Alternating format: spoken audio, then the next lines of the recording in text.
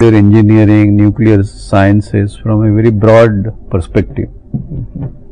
And so that's where I got my first exposure to nuclear physics, or for that matter radiation physics, and allied subjects, along with of course several advanced engineering subjects.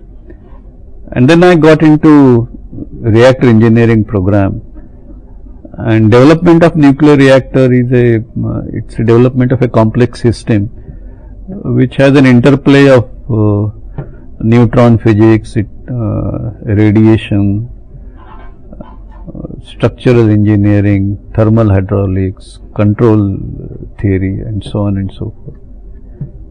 So I had to learn all these subjects. So that's how I got into this. So how tough was, for example, because our existing scenario was not that good probably, because we can expect. So how tough was to develop new things for? Well, it was tough. Surely it was tough, because doing things in India or doing new things in India is not so easy. At least at that time it was not so easy. But also it was an interesting challenge, and I think life became quite exciting At that time, as a result of that. So I enjoyed every moment of it. As you were educating this nuclear energy, peaceful use of nuclear energy throughout your career and even now, so what are, I mean, like after Chernobyl, for example, people find, I mean, more reasons to oppose, and after this Fukushima, now Japan and Germany is trying to shut down their facilities. So how do, on an Indian context, how do we see those things? I mean, like, are we easy to take such a decision that we won't do anymore? You know? Well, let's look at it this way. First, I think let's look at situation in the context of Chernobyl and Fukushima, and then we will come to how countries decide their program, because different countries decide it differently. See, Chernobyl, the reactor Chernobyl 4, which got into this accident, was designed in a manner which nobody would design it today, and there are some ground rules for design. For example, today you cannot design a reactor without a hermetically sealed containment. Chernobyl had at best a confinement. It didn't have the so-called strong pressure withstanding hermetically sealed containment. Similarly, there are certain regimes in the operation of that reactor which were known to be unstable, and so obviously one has to have very rigid rules for operating the reactor under such. First of all, such unstable regions should not be there. But if they are there, there must be some very rigid rules for operation. In Chernobyl, actually, there are a lot of violations in terms of operating in that region. They wanted to conduct a particular test. So the short point is, even at the time when Chernobyl accident happened, that kind of reactors didn't exist anywhere else in other countries. Because the world as a whole, the design rules were made much more rigid, much earlier.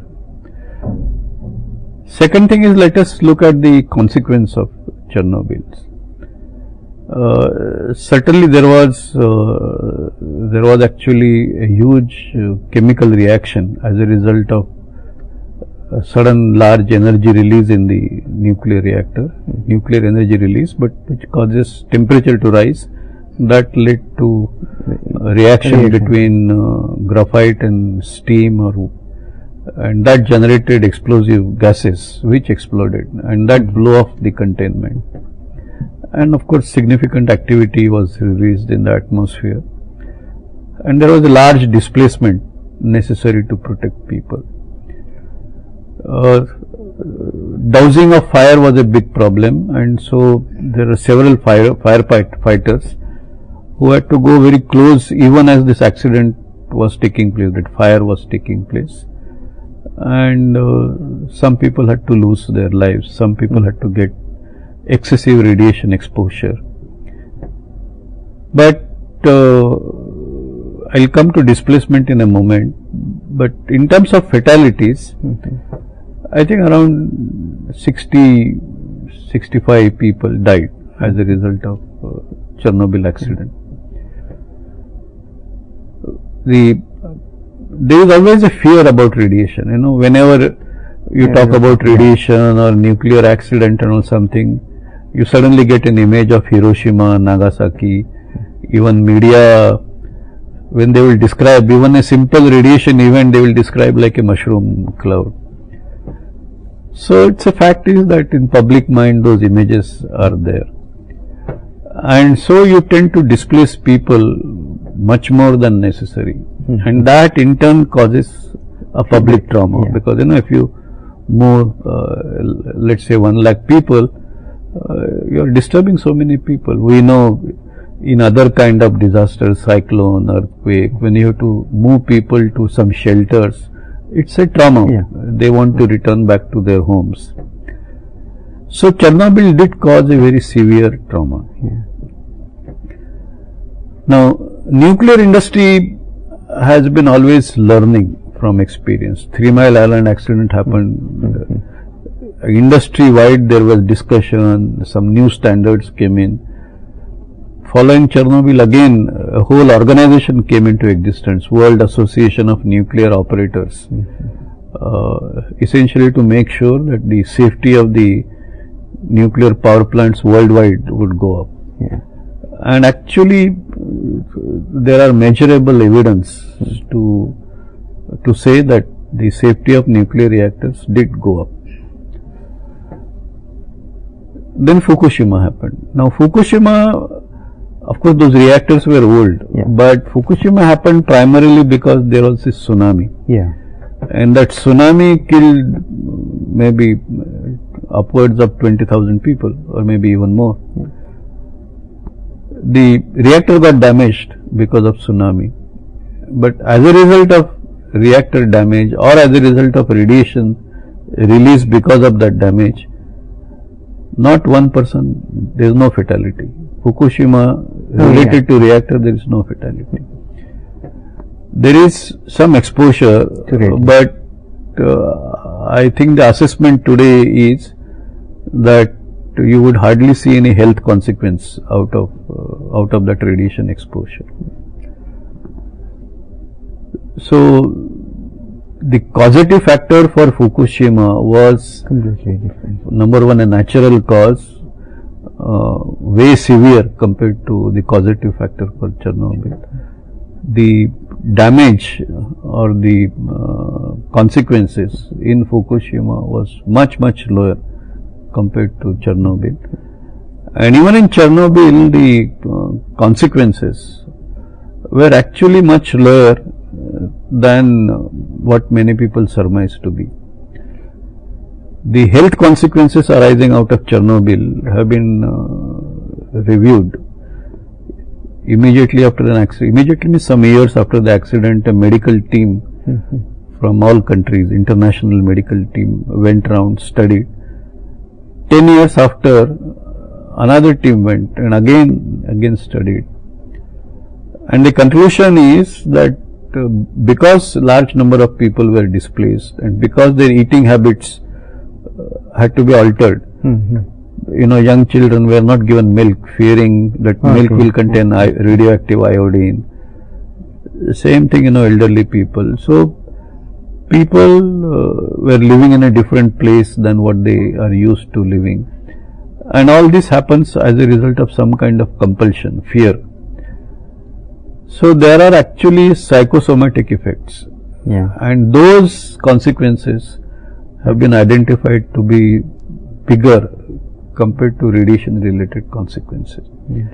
So what I am trying to say is no justification of any accident, including Fukushima, but the the effects that we see, the inadequate information or understanding seems to have caused larger damage than the actual consequence. Now, there is this, Germany, of course, see, Germany had taken a decision to phase out nuclear reactors much earlier than Fukushima. And in my view, those reasons are political. There was significant presence of Green Party or that kind of mindset, political mindset. And I think there are some conditions of coalition, and as a result of that, they passed the... more political than... it was more political. They passed, the parliament passed the resolution that no more nuclear, they will phase out all the reactors. But when the date of phase out approached, they actually felt that no, we should keep these reactors running for some more time. And they actually refurbished some reactors. And they were about to be restarted with the new kind of determination. And then Fukushima happened. So they actually, earlier they had a phase out decision. They had decided to stay on that decision or phase out that decision for time being. Because of Fukushima, they brought that back in. Germany is a country where, well, first of all, it's one of the advanced countries. Per capita energy use doesn't have to go up. And they have decided that they will pursue the renewable energy path, which is actually a welcome thing. And then, of course, that along with other energy forms. So they have some strategy for their energy mix. Japan shut down all the nuclear reactors immediately following Fukushima. Then they carried out a big review, the regulations changed. But Japan Parliament has actually decided to restart some of the reactors have been restarted already. And they have actually an official decision that nuclear energy will remain a part of their energy mix. So they are not phasing out nuclear. We see the images of nuclear energy that come to our mind is Hiroshima, Nagasaki. And Japan is the country which suffered that actually first hand. But their energy situation is such that they have determined that nuclear has to remain a part of their mix. So the short point I am making is, first of all, if you really compare the risks of nuclear energy vis-a-vis any other energy production method, and you can get that in Google. Those numbers are available. Ask a question: fatality per unit of energy produced, and you look at all energy forms. You will find nuclear energy consequences are the least, even lower than solar, lower than wind. Now, this I think must be understood.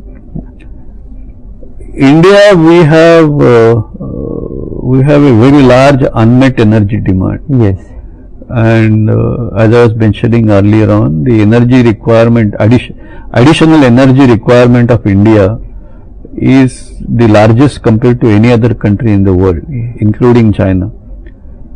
And so we have to decide ourselves from where we will make that energy, and not from where we will get that energy today, from where we will get that energy say 40-50 years from now, when the other several energy forms may be facing a lot of volatility in prices. And so it is in that context that nuclear energy is very important for India. And it's not as if there are countries where nuclear energy is growing very fast. China.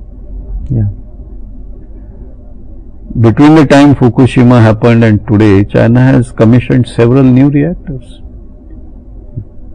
Korea, they are growing new power. Russia, even UK is now planning to add another additional nuclear capacity.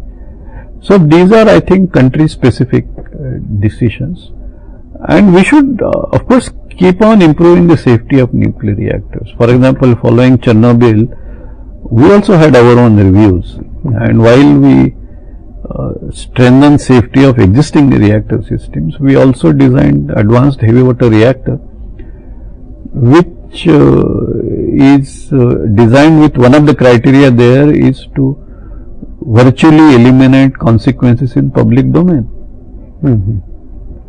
So these advances can take place, and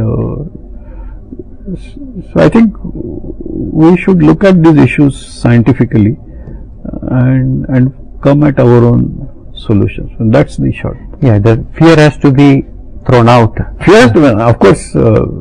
First of all, people who know this subject, they must understand, and people who do not know, they must be informed. Yeah.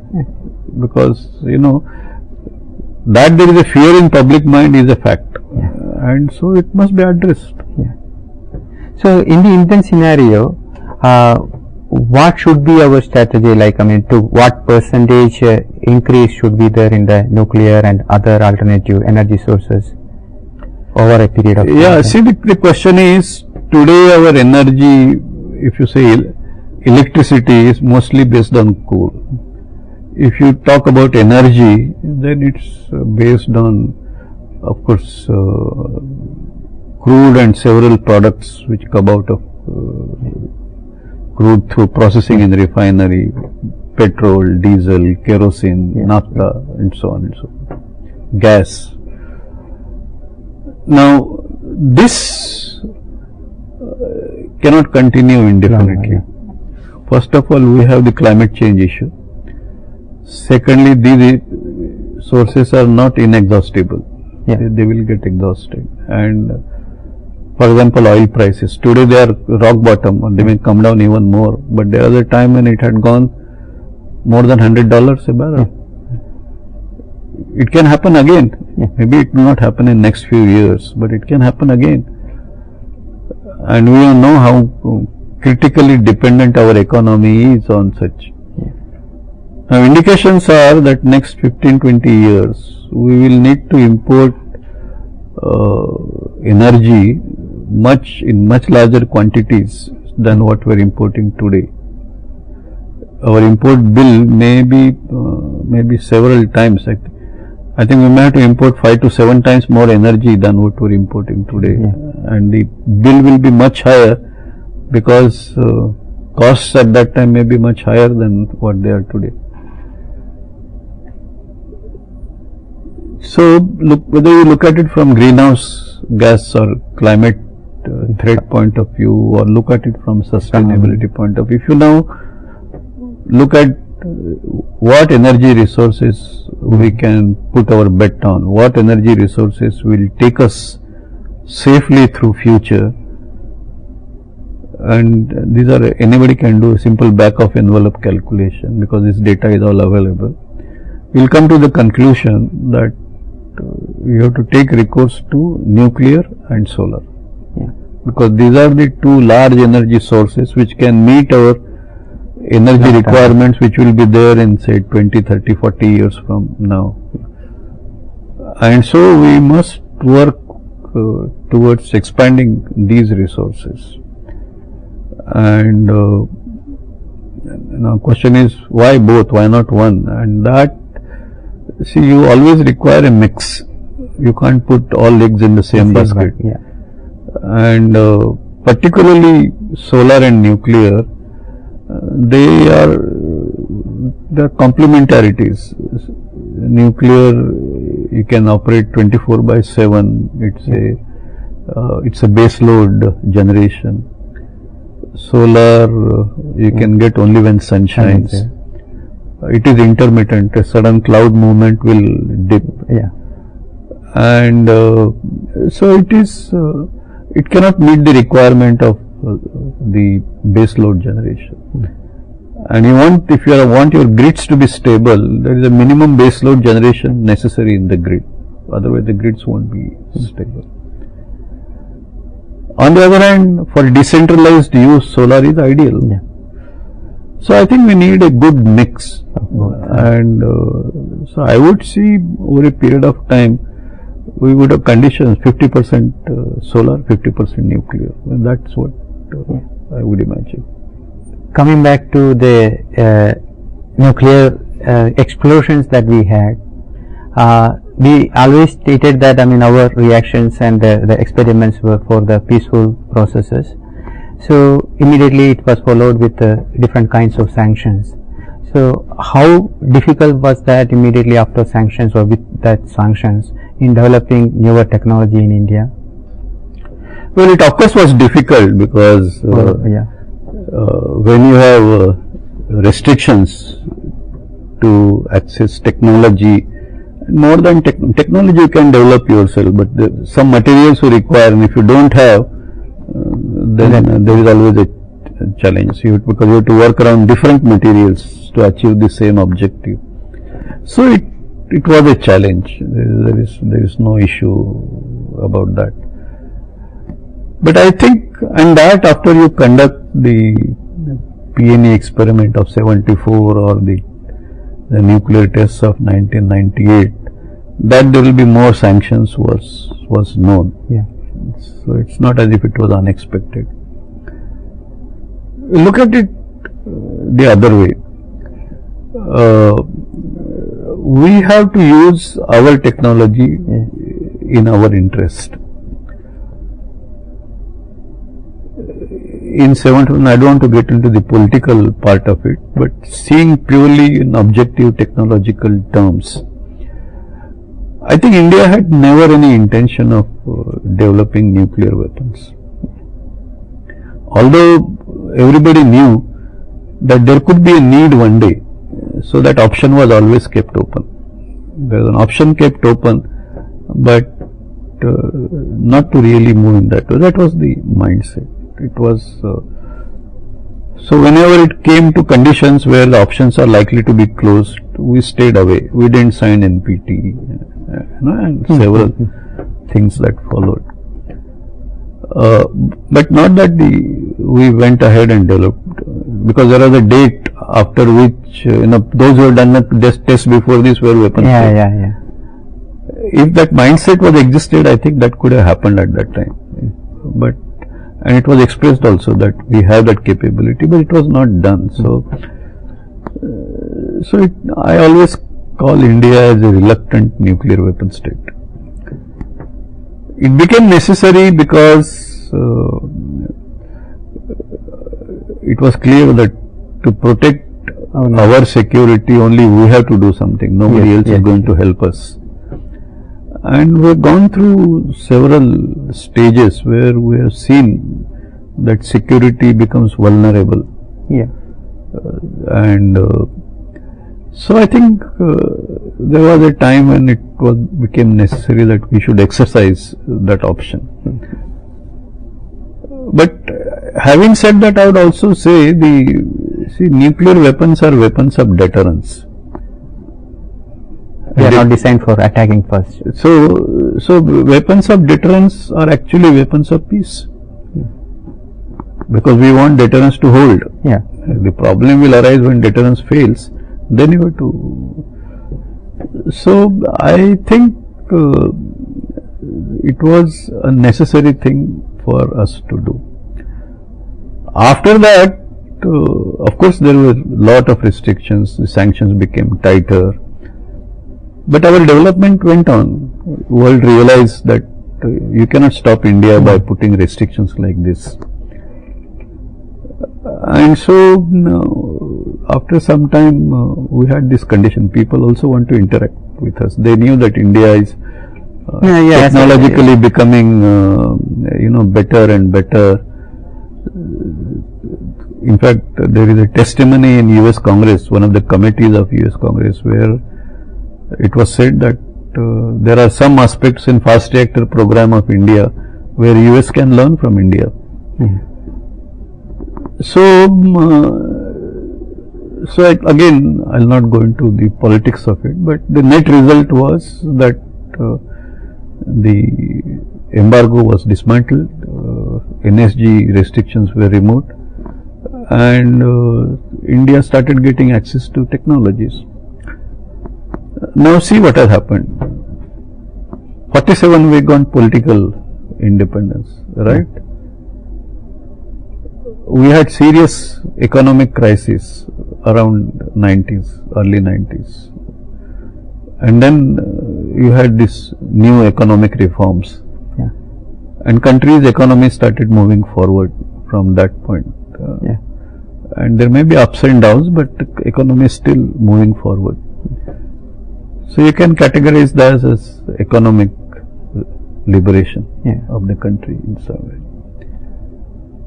Similarly, post 2005-2006, when India entered into international civil nuclear cooperation, and the technology control went away. Yeah. Now we have our self-reliant program, domestic program. We'll carry on, no restrictions. We are not compromised that, but we can now access nuclear technology. Defense can access defense technology. Kind of computers which were in market earlier, only low-end computers were in the market. High-end computers were never coming to India. Today they are coming. So I think we are now in an era of technological liberation. So you imagine that if this was not done, do you think this would have happened? No way. So I think and technological liberation is so important for competitive progress of the country, and that happens only when you develop technology, you become technologically strong, and make sure that the world has to recognize that. So that is what has happened. And what is future in our fusion technologies? Well, the fusion, see there is fusion energy program in India is actually going on for last I think several decades. The Institute of Plasma Research at Gandhinagar has been spearheading this effort, but there are other labs where fusion work is happening. As a result of, they started with an Aditya tokamak, and now they have the SST1 superconducting steady state tokamak, which is actually a very important development in fusion technology. So world community, the countries which are advanced in fusion technology, they recognize that India is an important player in this technology. So we were invited and we became members on that ITER project, International Thermonuclear Experimental Reactor. And we are, there are other countries which are also there. Now together the plan is to build this facility, which the construction is currently going on, and a very large section, about 1/9 of that reactor components would be actually built in India. And obviously this runs into a few thousand crores. So all these equipment are being done in Indian industry.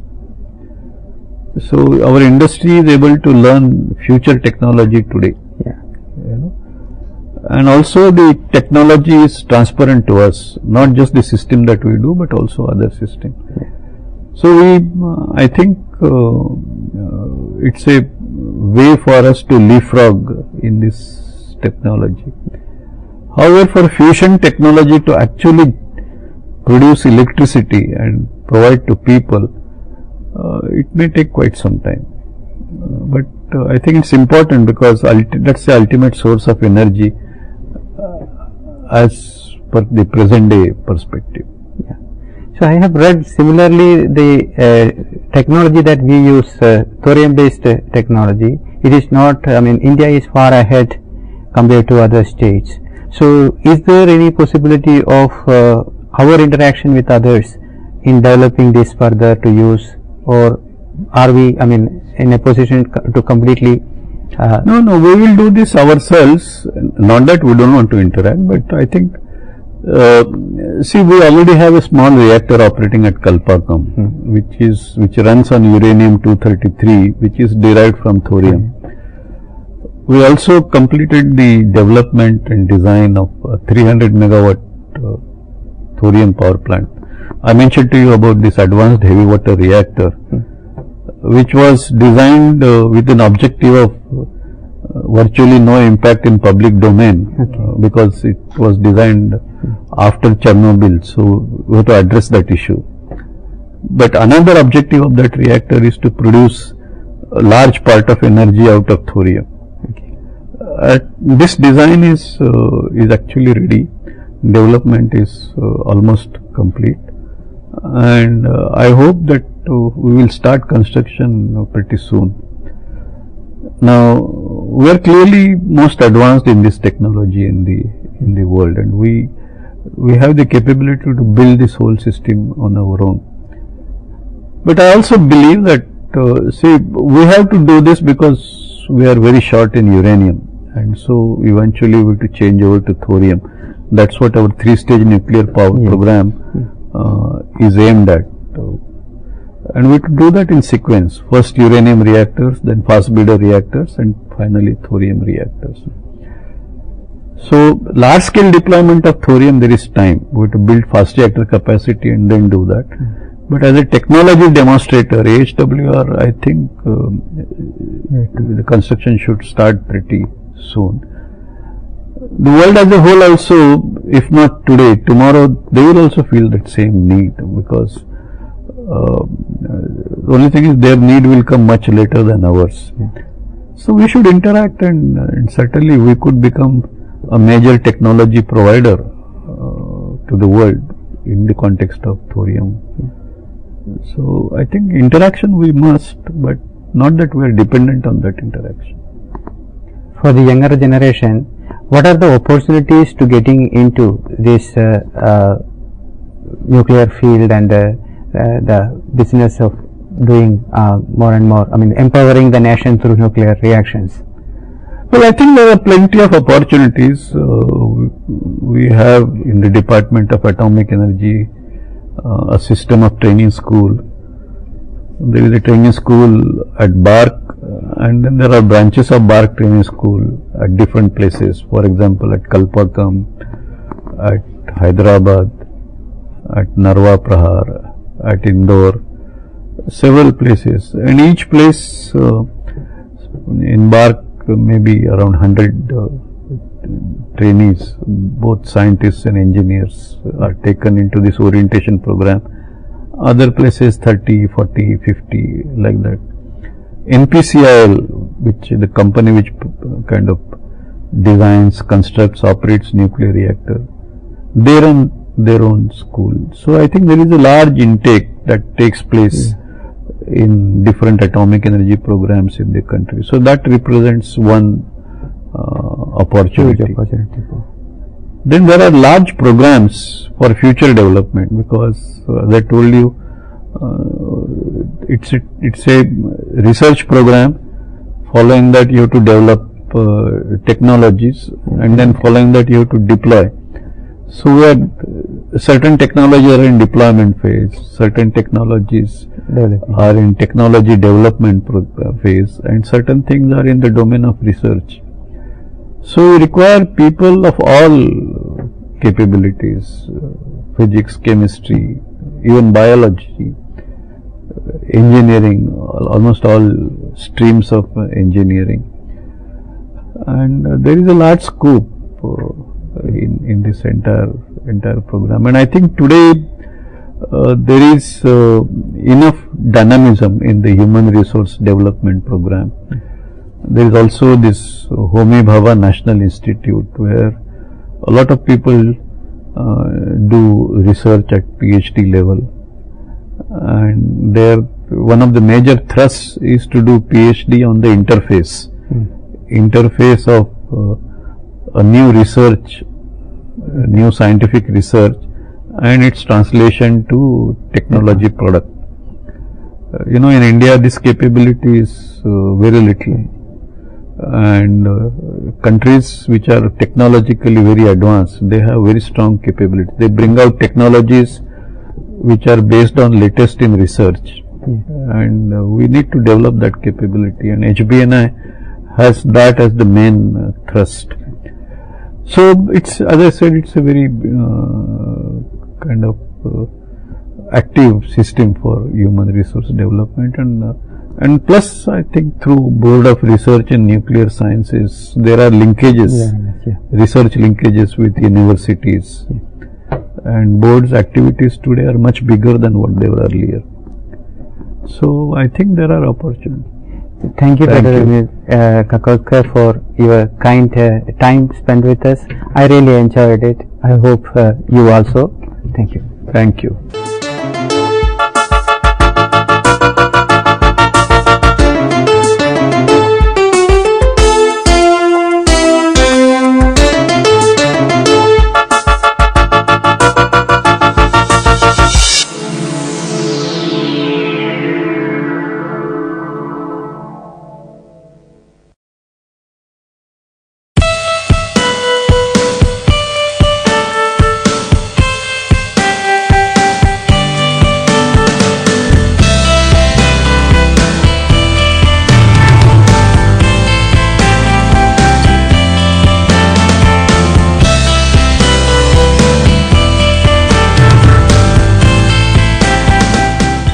Hello and welcome to the session on the history of science education, the ancient and medieval India.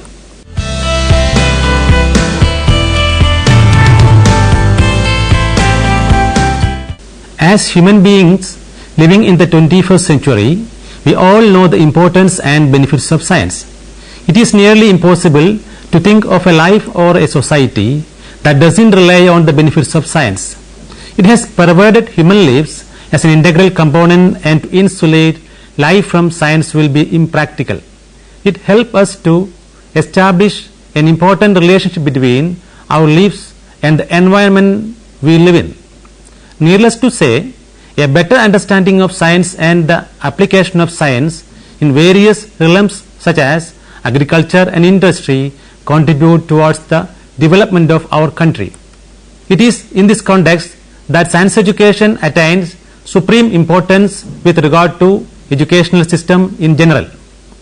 What is science education? Science is both a process and knowledge.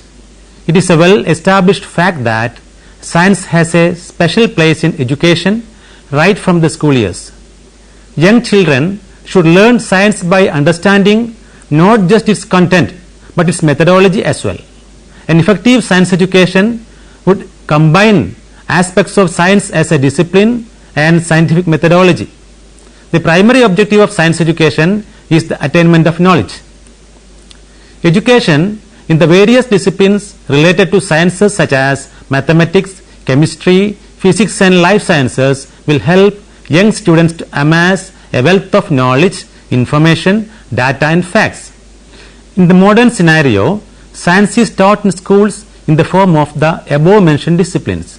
The aim of teaching science in school is to fill students with facts through both textual knowledge and experiments. You have studied physics, chemistry, biology and mathematics during your school years. You might have taken up science related stream for your higher secondary education as well.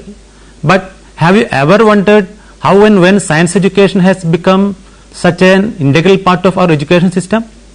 Have you given a thought to how the teaching of science looked like in ancient times when there were no colleges or laboratories? We are taking up these questions in this unit and a couple of other related units. Before we look deep into the forms and structures that facilitate science education in the contemporary Indian education system, let us take a glance at the beginnings and the history of science starting from ancient period. Science education in ancient India. A strong knowledge of science was considered as an essential part of life and education in India from ancient times. India boasts of a history of science education in both pure and applied forms. The history of science education in India can be dated back to about 2600 years. With a flourishing tradition of scientific research, our country has contributed to the repertoire of scientific knowledge from ancient and medieval times to the modern era. However, the study of science as a set of organized disciplines began in the modern period. Science and technology in ancient and medieval India comprised of all major branches of human activities and knowledge, including mathematics, astronomy, chemistry, medical science, and surgery and physics, to mention a few. The learning of science in the early period was largely practical in nature. The archaeological remains of the Indus Valley civilization reveal interesting facts about the ways ancient people used science in its applied forms. Scientific techniques were used in different realms of life and administration, such as irrigation, metallurgy, architecture, pottery, and measurement of volumes and areas. Taxila, also known as Takshashila, was one of the earliest universities in the world, which attracted students from across the continents. According to historians, the major fields of study at Taxila included mathematics, astronomy, medicine, surgery, and metallurgy. As already said, in this unit, we are looking at the beginning and developments of science and science education in various fields of knowledge during ancient and medieval times. This unit will focus mainly on the development and contributions of scientific knowledge in the fields of mathematics and astronomy, medicine and surgery, and physics and chemistry. Let us see how the ancient India contributed to the development of science education. Contributions and development in the field of mathematics and astronomy.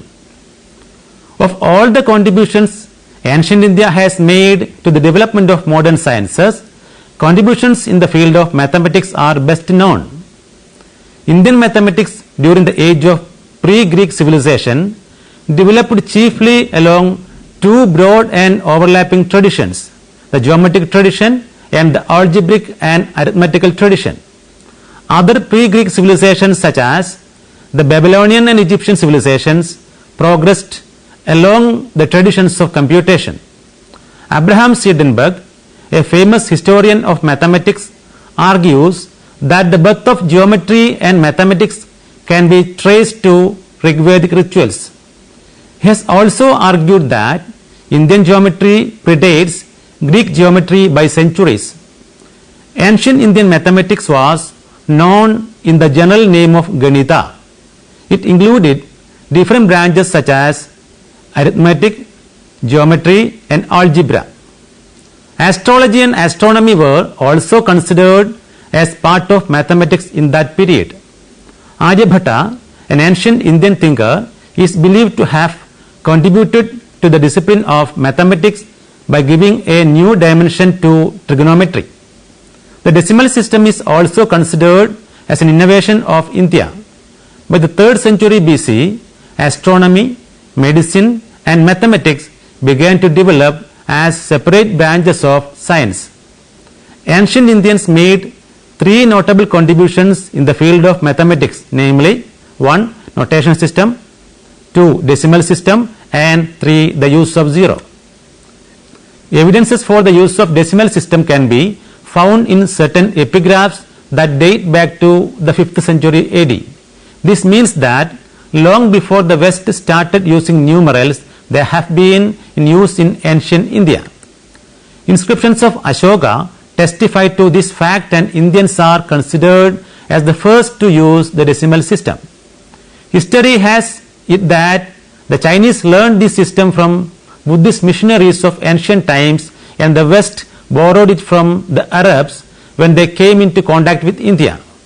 Around the 2nd century BC, zero was discovered by Indians who considered it as a separate numeral from the very beginning. Practical geometry was used as early as the 2nd century BC to construct altars where ancient kings offered their sacrifices. The concepts of acute angle, obtuse angle, and right angle were used for this purpose. The rule for finding the area of a triangle was formulated by Aryabhatta, and that led to the development of trigonometry as a mathematical branch. The development of mathematics took new heights during the Gupta period. The invention of a rudimentary form of algebra in those early periods made calculations possible and led to the study of numbers for its own sake. Several discoveries were made by Indian mathematicians such as Brahmagupta, Mahavira and Bhaskara. Interestingly, these discoveries were made known to the West only after Renaissance. Early Indian mathematicians knew the importance of positive and negative quantities. They also evolved a system for extracting cube roots and squares. Ancient mathematicians could also solve quadratic and certain types of indeterminate equations. Aryabhatta is believed to have given an approximate value of pi. The value he has given was considered more accurate than what was given by the Greeks. A number of achievements were made in the areas of trigonometry, spherical geometry and calculus. Contributions and developments in the field of astronomy. The mathematical implications of zero and infinity were useful in the field of astronomy. In ancient times, astronomy was not considered as a different branch of science, but as a branch integral to mathematics. The most famous book on Hindu astronomy was Surya Siddhanta, which was modified later twice or thrice. It is believed that the system proposed by this text is useful even now to predict eclipses. Aryabhatta and Varahamihira were the most famous scholars of Indian astronomy. The Babylonian method was used by Aryabhatta to calculate the position of the planets, and he used this method to find out the cause of lunar and solar eclipses. He rightly suggested that the earth rotates daily about its axis. He also suggested that the movement of stars is a relative motion caused by the rotation of the earth. These views were contrary to the views prevalent at that time in other parts of the world that the sky rotated. The influence of Aryabhatta in astronomy is so significant that the first satellite of India was named after him. Varahamihira's well-known work was Brihad Samhita. It included a wide range of topics including astrology, planetary movements, eclipses, rainfall and architecture, to mention a few. Contributions and development in the field of medicine and surgery. India has made extremely important contributions in the field of medicine and surgery from ancient and medieval times. Ayurveda, which is considered as one of the important alternative systems of medicine, was India's gift to the medical system. However, medicine was not an organized branch of study. As we can see in ancient stories and myths, medical practitioners of ancient times used magical spells and charms as a means of treating illnesses. The line that separates religion and medicine was thin, and the whole approach was not purely in accordance with what we understand as scientific medicine today. It was closely related to practices of magic and sorcery, which were an integral part of the religious practices of many Indian communities. It deserves special mention that two major figures gave new dimension to the medicinal practices of ancient India. Those two figures were Sushruta and Charaka. Contributions of Sushruta. Sushruta was a physician who, according to historical speculations, lived in Varanasi around the period of 6th century BC. He is well known for his Sushruta Samhita, which is a Sanskrit text written on the topic of surgery and medicine. This text is regarded as one of the foundational texts of Indian Ayurvedic medicinal system. There are not much historical data available on the background and life of Sushruta. His work describes several methods of treatment for various diseases, including descriptions of surgical methods for stone diseases. Diet and cleanliness were considered important by him in the treatment of illnesses. From the time of Sushruta, surgery came to occupy an extremely important position in medical practices. Sushruta Samhita is divided into two parts, Purvatantra and Uttaratantra. It describes various practices of medicine, pediatrics, geriatrics, diseases of the ear, nose, throat and eye, toxicology, aphrodisiacs and psychiatry. It has elaborate sessions on surgical procedures, and Sushruta describes 8 types of surgical procedures: burns and their reaction to injuries, urinary stones, basic principles of plastic surgery, labioplasty, management of both hemorrhoids and fistula, etc. have received mention in the Sushruta Samhita. Contributions of Charaka. Charaka was one of the main contributors to the ancient system of Ayurveda, and he is referred to as the father of Indian medicine. He wrote Charaka Samhita, which is regarded as an encyclopedia of ancient Indian medicines. It contains references to various ailments such as fever, leprosy, hysteria and tuberculosis.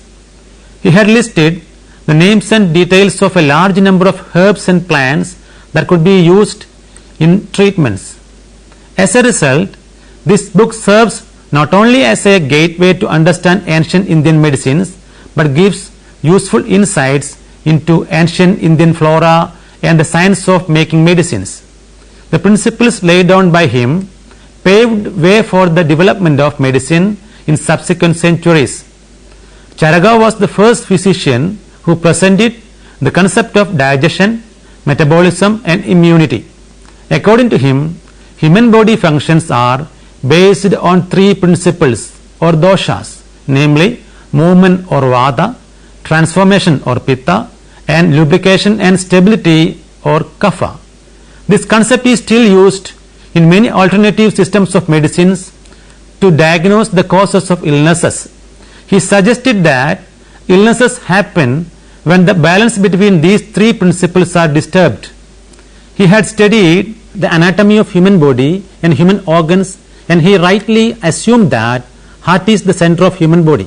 He also claimed that heart is connected to the entire human body through 13 different channels. However, he was wrong to believe that human body has 360 bones including teeth and that heart has one cavity in it. Although Charaka and Sushruta were the forerunners of ancient Indian medicine, regular and systematic study of medicine began much later.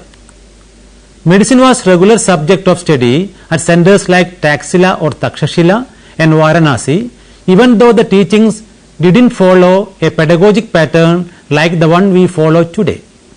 The development of medicine was hindered due to certain cultural social taboos, such as the taboo on touching dead bodies, which came in the way of developing a scientific understanding of human anatomy.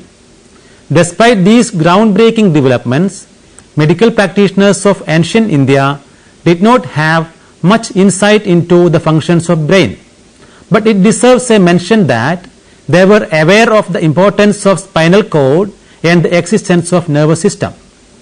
Although physiological and anatomical knowledge was limited, ancient doctors were good at bone setting, plastic surgery and in repairing noses, lips or ears that were either lost or injured due to mutilation. The physicians of those periods were ranked high in the social hierarchy and were treated with supreme respect. Contributions and development in the field of physics and chemistry. In ancient India, Kanada was the first one who systematically developed a theory of atomism during the 6th century BC. His theories were developed later by the Buddhist atomists Dharmakirti and Dignaga. Ancient Indians believed that the universe consisted of 5 elements, namely the earth or Prithvi, fire or Agni, air or Vayu, water or Jal, and ether or space or Aksha. Pagudakatyayana, a contemporary of Buddha, also advocated ideas about how the material world is constituted by atoms. Some Buddhist thinkers considered atom as the minute object that can occupy both space and the minutest possible duration of time. Atoms come into being and vanish when they are succeeded by another atom caused by the first. This theory bears resemblance to the quantum theory of Max Planck. Indian atomists developed theories on how atoms could combine, react, move and perform other actions. How atoms can form binary molecules which in turn combine to form larger molecules. How particles first combine together to form the smallest visible units of matter. Many modern scientists argue that these ideas in many ways reflect structure of modern atomic theory. Beyond these preliminary theories formulated on atomic constitution of the material world, physics in ancient India did not develop much. But it is to be noted that in the science of acoustics, India made great contributions. In the later Vedic period, the astronomer Yajnavalkya referred to an early concept of heliocentrism. He advocated the idea that the earth is round and that the sun is the center of spheres. The famous ancient mathematician astronomer Aryabhatta put forward a detailed model of the heliocentric solar system. According to his model, the planets rotate on their axis, which causes day and night. He also suggested that they follow elliptical orbits around the sun, causing year. According to him, both planets and the moon do not have their own light. Instead, they only reflect the light of the sun. Another great contribution of Aryabhatta is that he rightly explained the causes of the solar and lunar eclipses and predicted their times. There were two schools of thought prevalent in ancient India, namely Samkhya school and Vaisheshika school. Both these schools developed theories on light as early as the 6th and 5th century BC. According to the Samkhya school, light is one of the 5 fundamental elements. The Buddhists Dignaga and Dharmakirti developed a theory that light is composed of energy particles. This has similarities with the modern concept of photons. Ancient philosophers believed that all elements except ether were physically palpable. So these elements are comprised of minuscule particles of matter. The last minuscule particle of matter, which cannot be further divided, was named Paramanu. It is interesting to note that the ancient Indian theories on atom were developed much before such ideas were developed in the Greco-Roman world. Such theories were highly abstract in nature and rooted in philosophy because they were not based on experimentation or experience but on logic. Contributions in the field of chemistry. Ancient India made remarkable contributions in the fields of chemistry and metallurgy. The importance of metals in the history of civilization is evident from the fact that historians divide early ages on the basis of metals such as the Iron Age, Bronze Age, etc. It is widely believed that the Harappans developed metallurgy of bronze and copper about 2500 BC. Practices such as leather tanning and fermentation of grains and fruits were common during those times. Indian steel was highly valued in other parts of the ancient world and it was exported in large quantities. It should be noted that ancient Indians used chemistry and metallurgy in their applied forms. Another related area where India contributed greatly was the medical chemistry. Medical practitioners of the ancient and medieval times succeeded in producing many important alkalis, acids and metallic salts. Developments in the field of chemistry were not limited to theories but were used in a variety of practical activities. Metallurgy was an activity central to all civilizations from the Bronze Age and the Iron Age. According to historians, ancient Indians borrowed the basic idea of smelting from Mesopotamia and the Near East. Indians were exceptionally good at making coins using a variety of metals, and the coinage of India date from the 8th century BC to the 17th century AD. Numismatics stands as proof to the advances made in smelting technology in the ancient periods. It was observed by the Greek historian Herodotus that Indian and the Persian army made use of arrows tipped with iron. Indian iron was used by ancient Romans to make armor and cutlery. The quality and heights of the metallurgy developed by ancient Indians can be seen in India even today.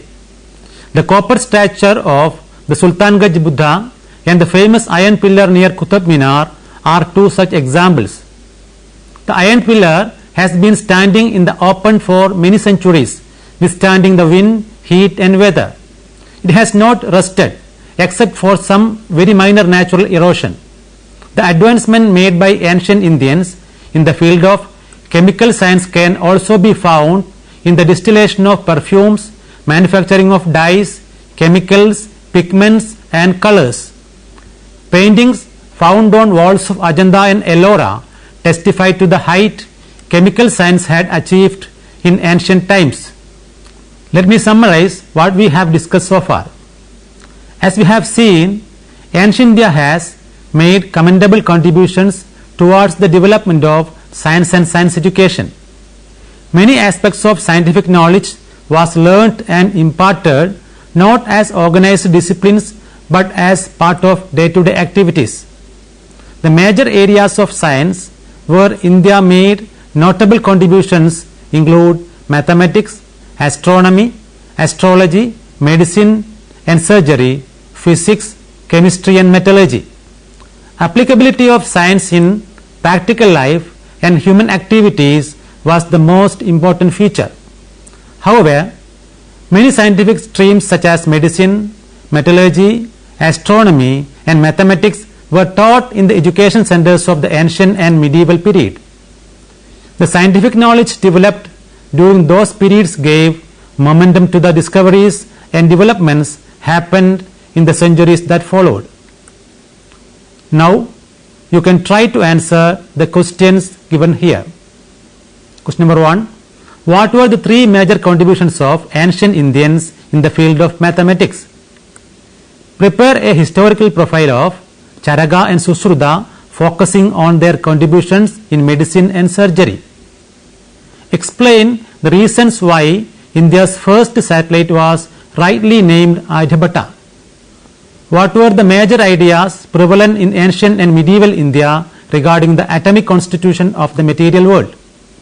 What were the major contributions of Sushruta in the field of medicine and surgery? Now you can go through the reference books listed here. Pursuit and Promotion of Science, The Indian Experience, published by Indian National Science Academy, New Delhi in the year 2001. Science in Ancient India by Narendra Kumar, published in 2004 by Anmol Publications, New Delhi. Thank you for watching the program. We can meet again with another topic soon. Till then, take care.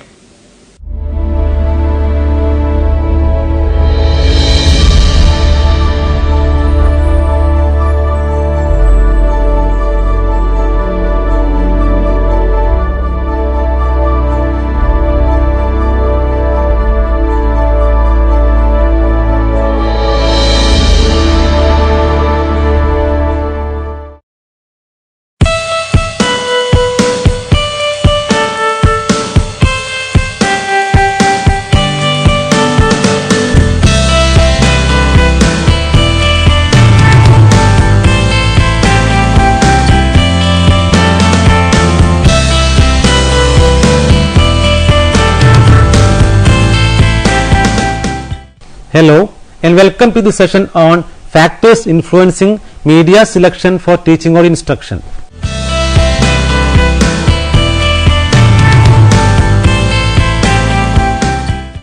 In this age of technology, we cannot keep it away from education. The net savvy students of the age are so used to learning through smartphones and other new media platforms that mere classroom teaching is not enough. In order to improve the instruction, teachers and more school authorities started embracing new types of media. Along with existing practices of teaching and instruction, media get an important role in instruction these days. In this unit, we will discuss the factors that influence the selection of the media. In other words, we will discuss in detail the guiding principles of media selection in instruction. We will be discussing the following factors that influence the media selection for instruction in detail: task factors, learner factor, instructional management factor, economic factor, technical factor, administrative factor, and validation of instructional materials. Why we need media for learning? Before we get into details of the principles of media selection, let us understand why we need audiovisual aids or such media for learning and teaching. As we have already seen, we know that the world around us is changing in terms of communication, in terms of the availability of knowledge, etc. We are living in a world that makes anytime, anywhere learning possible. The rapid changes happening in our life will get reflected in classrooms as well. Even before the advent of technology, teachers have always tried other devices than textbooks and a chalkboard to explain and demonstrate complicated concepts and ideas. Cave paintings, cuneiform writings, and paper can be instances of such efforts.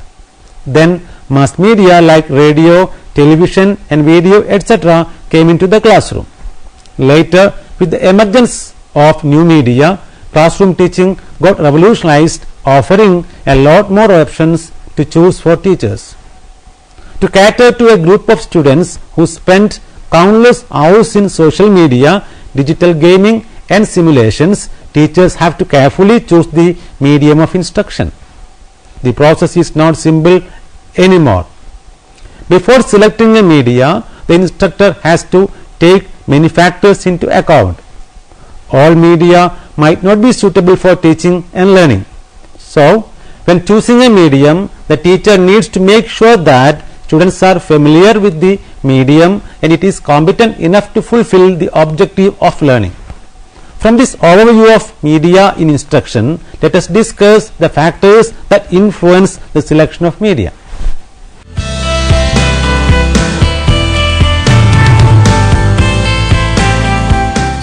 There are a number of factors that influence the selection of media for instruction. In this module, we will discuss task factors and learner factors. What are the learner factors of media selection? When choosing a media for instruction, it is important to understand the characteristics of the learners you are choosing it for. A media can be effective for different learners in different ways. So, it is important to identify a media that best suited for the group of learners who are the target audience of a particular lesson. A teacher needs to make sure that the media chosen is suitable for the learner's affective and cognitive development. Following are a few characteristics of learners which instructors need to take into account while choosing a media. Reading ability of a learner needs to be taken into account while choosing a media model. In the book Thoughts on Principles of Instructional Design by Gagne, Briggs and Wagner in 1992, the authors suggest that a picture facilitates learning in poor readers. They also suggest that students who do not have much reading skills can benefit a lot from spoken words. Thus, when choosing a media for learning, it is advised to consider the reading abilities of the learners. When choosing a medium for instruction, the teacher has to keep in mind the interest of the learner. The aptitude and interest of a learner contribute towards the success of an instructional program. We cannot avoid the age factor when it comes to choosing a media for teaching and learning process. Learners of different age groups will have different tastes, aptitudes, and attitudes. For older or more experienced learners, a teacher may have to choose a media strategy which enables them manage some instructions by themselves. Younger age learners normally prefer fewer external devices. Edgar Dale's theory of cone of experience can be used as a tool to identify a proper instructional media for a particular age group. According to Dale's cone of experience, to obtain cognitive objectives, abstract media can be used with experienced learners and more concrete media can be used with inexperienced younger learners. Dale lists 12 categories of media and experiences in an ordered hierarchy. Next, when choosing a media for teaching and learning programs, a teacher needs to respect the individual differences of a student.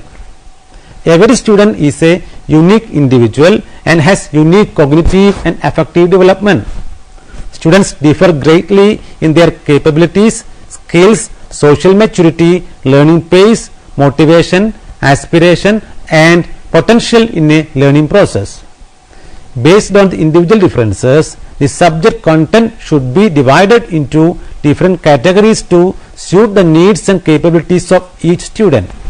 The teacher cannot assume that each student will assimilate and process the information in the same way. Students can be divided into groups and content can be also divided based on the availability of media and nature of the group of learners. Physical disabilities of the learner can also affect learning. When choosing a medium of instruction for students who have disabilities such as poor vision, hearing, color blindness and dyslexia, a teacher needs to ensure that the media cover these limitations. In some cases, the disabilities can be temporary or might not be recognizable.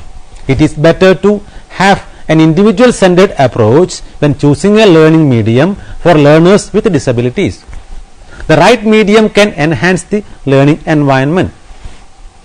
You have already seen that a learner is the backbone of any instructional program. If the instructional program has to be successful, appropriate media suitable for learners' capabilities should be selected. The size of the learners group is another factor that determines the media of instruction. A documentary or educational film can be used to address a large group and individualized instructional media or interactive media can be suitable for small groups. You have understood the learner factors of media selection. Now let us discuss the task factors of media selection. The objective of a lesson or the desired outcome of a lesson can influence the selection of media. The task factors include objective of the content, content variables, learning outcomes, learner capability, size of group, availability of time and use of space. We will analyze each one of these factors in detail. Objectives of the content. The objectives of the content can be defined as the expected outcome of the lessons or the skills and knowledge students are supposed to acquire at the end of each lesson. If the instructor chooses the best possible medium for instruction, attaining the objectives will not be a Herculean task. The objectives have to be defined and decided well in advance. The objectives can be cognitive objectives, affective objectives or psychomotor objectives. Before choosing a medium, a teacher needs to take into consideration the nature of the content variable. An instructor has to determine whether she or he needs informational media or instructional media. In instructional media, interaction is prominent unlike the informational media of instruction. Learning outcomes. It is a continuation of the objectives. Based on the desired learning outcome, a teacher has to choose the right kind of media that provides the right kind of stimuli and environment for achieving the goals envisioned by an instructor. The availability of time should be also taken into account while choosing a media. A TV program that lasts for an hour might not be ideal for a period that lasts for 35 minutes or 45 minutes. The overall time required to facilitate learning using the media should be also taken into consideration when selecting a media. Use of space is another major concern when it comes to choosing a media. The physical environment ideal for one media might not be suitable for another one. Media selection must be done keeping in mind the availability of space and requirement.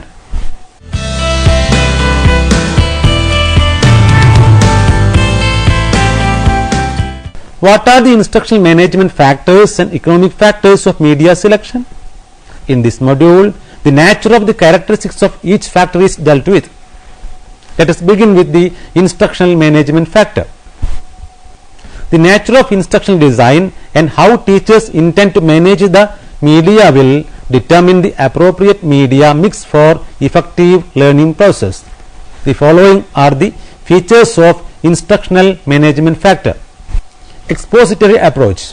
In expository approach, a teacher chooses to impart knowledge, concepts, ideas, etc. through a formal presentation.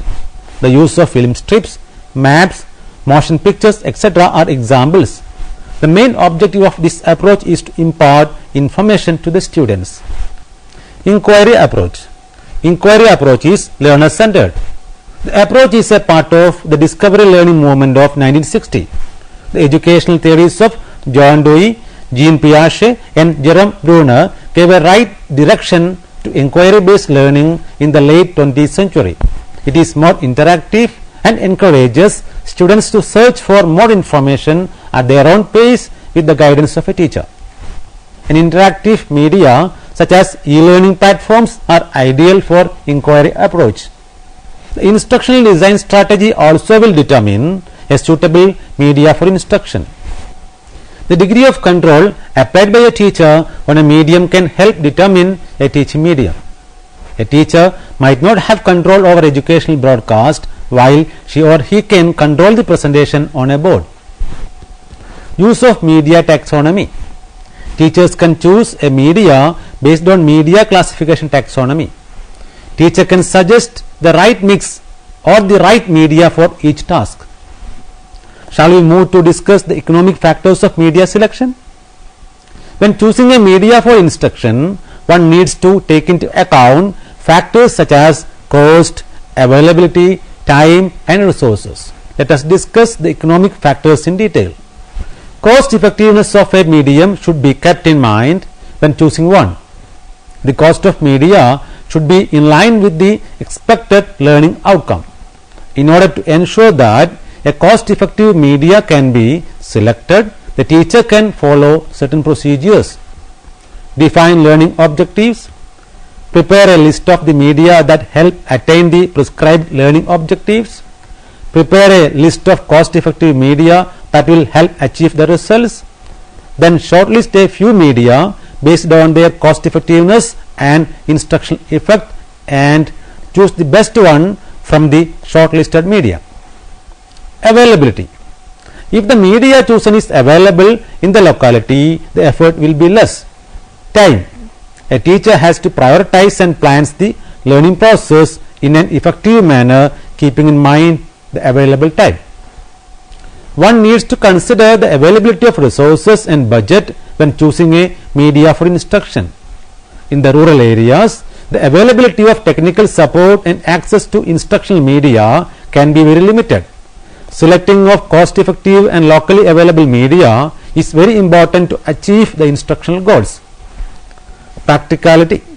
A teacher also needs to ensure that the media is ideal for the teaching environment and must take precautions to deal with blockouts and other such critical situations.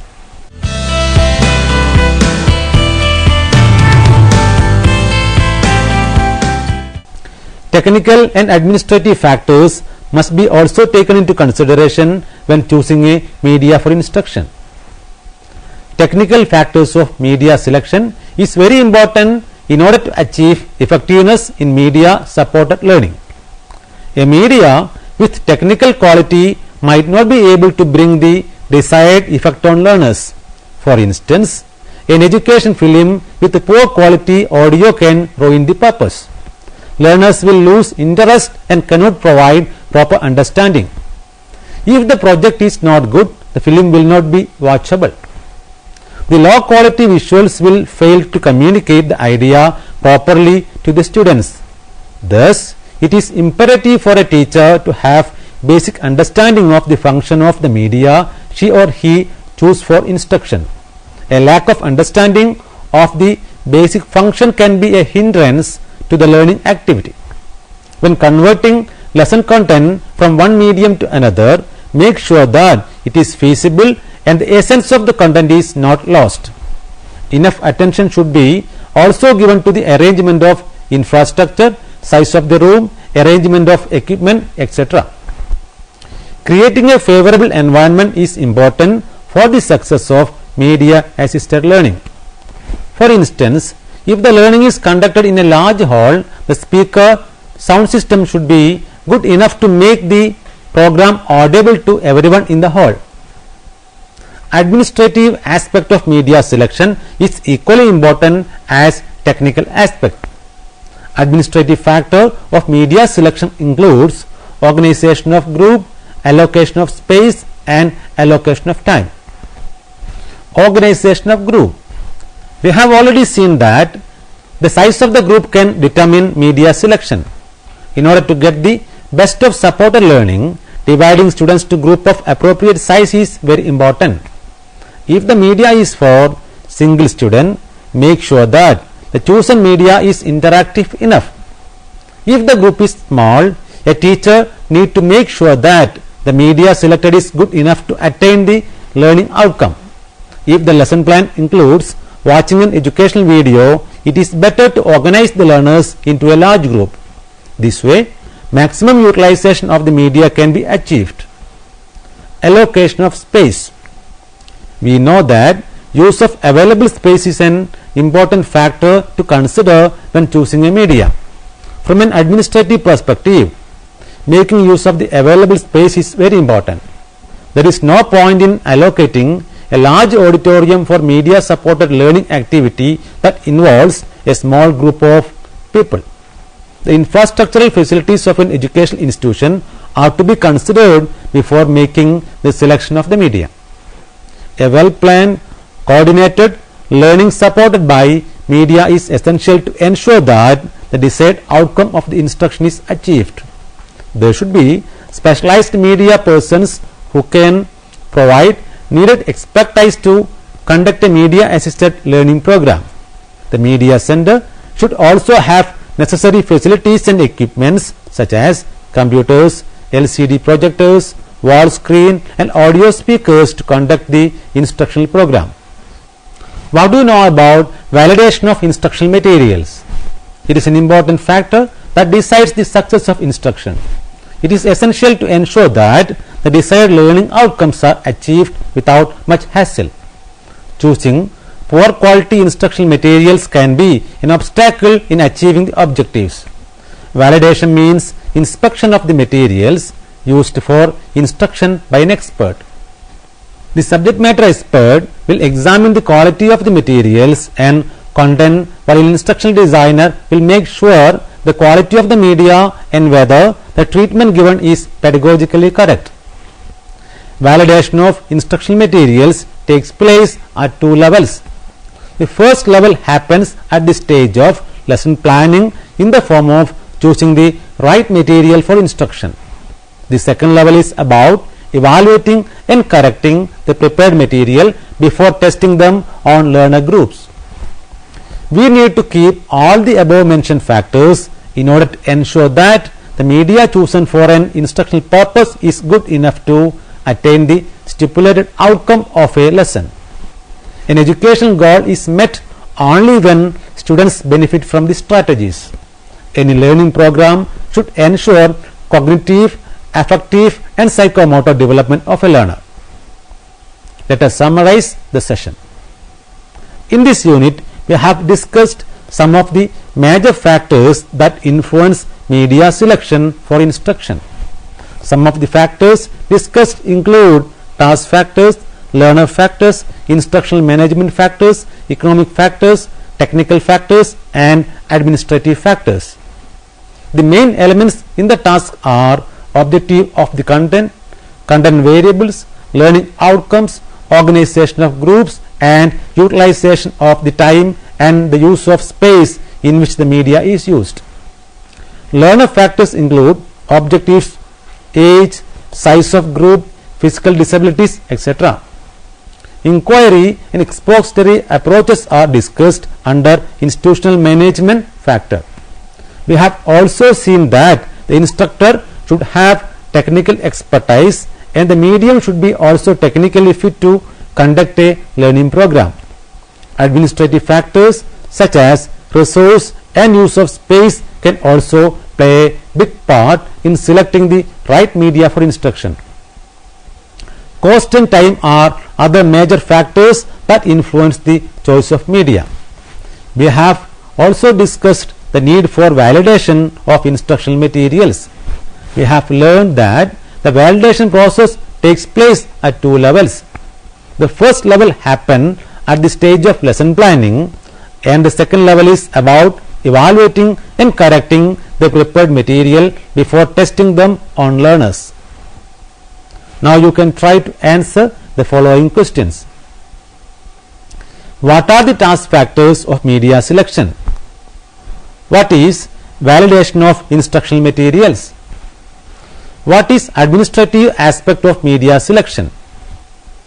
How technical factors of media selection affect learning outcome? Now you may go through the reference books for further reading.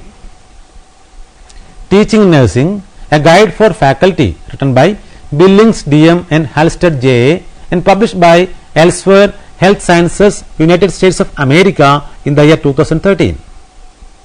Handbook of Procedures for the Design of Instruction, written by Briggs LJ and Wager WW and published by Education Technology, New Jersey in 1981. Teaching in the Knowledge Society, written by Catelli A and published by Idea Group, United States 2006. Instructional Models in Computer-Based Learning Environments, written by Diskra S, Kramer HPM and Marinbor JJG and published by Springer Science and Business Media, New York in the year 1992. Media Options for Teachers, written by Kumar V and published by Atlantic Publishers and Distributors, New Delhi in the year 1998. Thank you for watching this program. We can meet again with another topic. Have a nice day.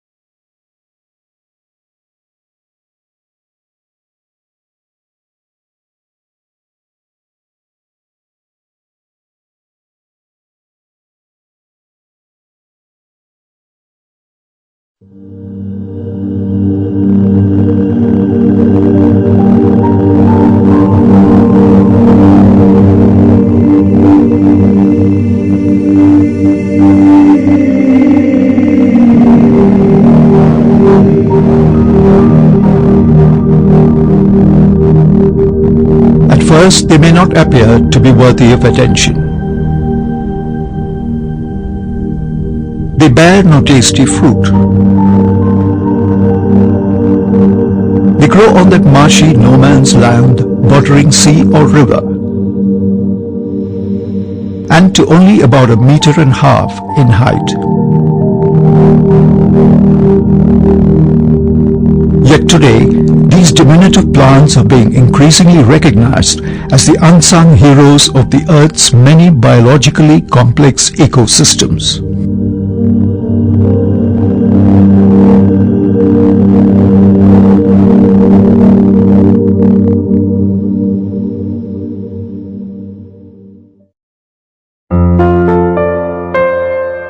Mangroves, as these trees are called, are rich in biodiversity and are veritable cradles of a variety of plant, bird, animal and marine life.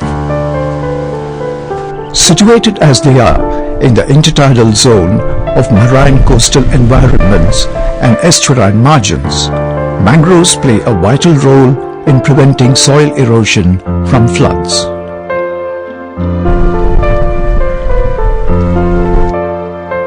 While the unique aerial root systems provide a highly protective belt against tidal waves and coastal storms. Mangroves are among the oldest of the Earth's trees, originating, it is believed, around 114 million years ago in the Indo-Malaysian area. The first recorded mention of this ancient genus dates back to reports of their sightings around the Red Sea and the Persian Gulf by Nearchus in 325 BC and Theophrastus in 305 BC. They appear again in that comprehensive 1668 treatise on the flora of the Western Ghats, the Hortus Malabaricus by Van Reed, the then governor of the Dutch Malabar region. Today, mangroves dominate approximately 75% of the world's tropical coastline between 25 degrees north and 25 degrees south latitudes.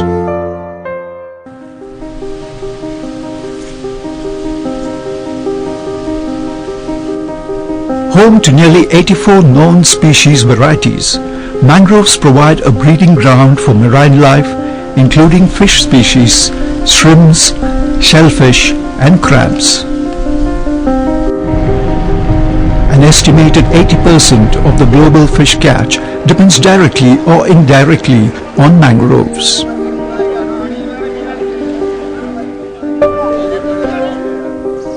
Mangroves are an ideal nursery habitat for young fish.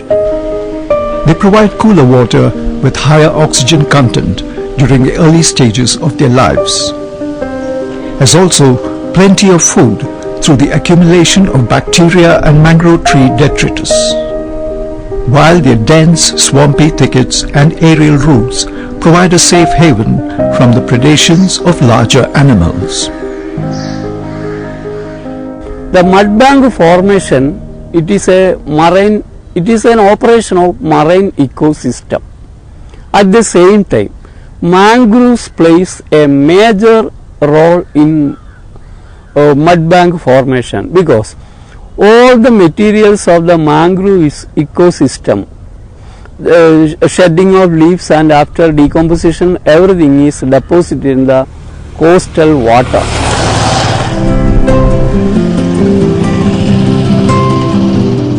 Home to a rich variety of flora and fauna species, mangroves offer ideal nesting grounds for a wide variety of migratory birds.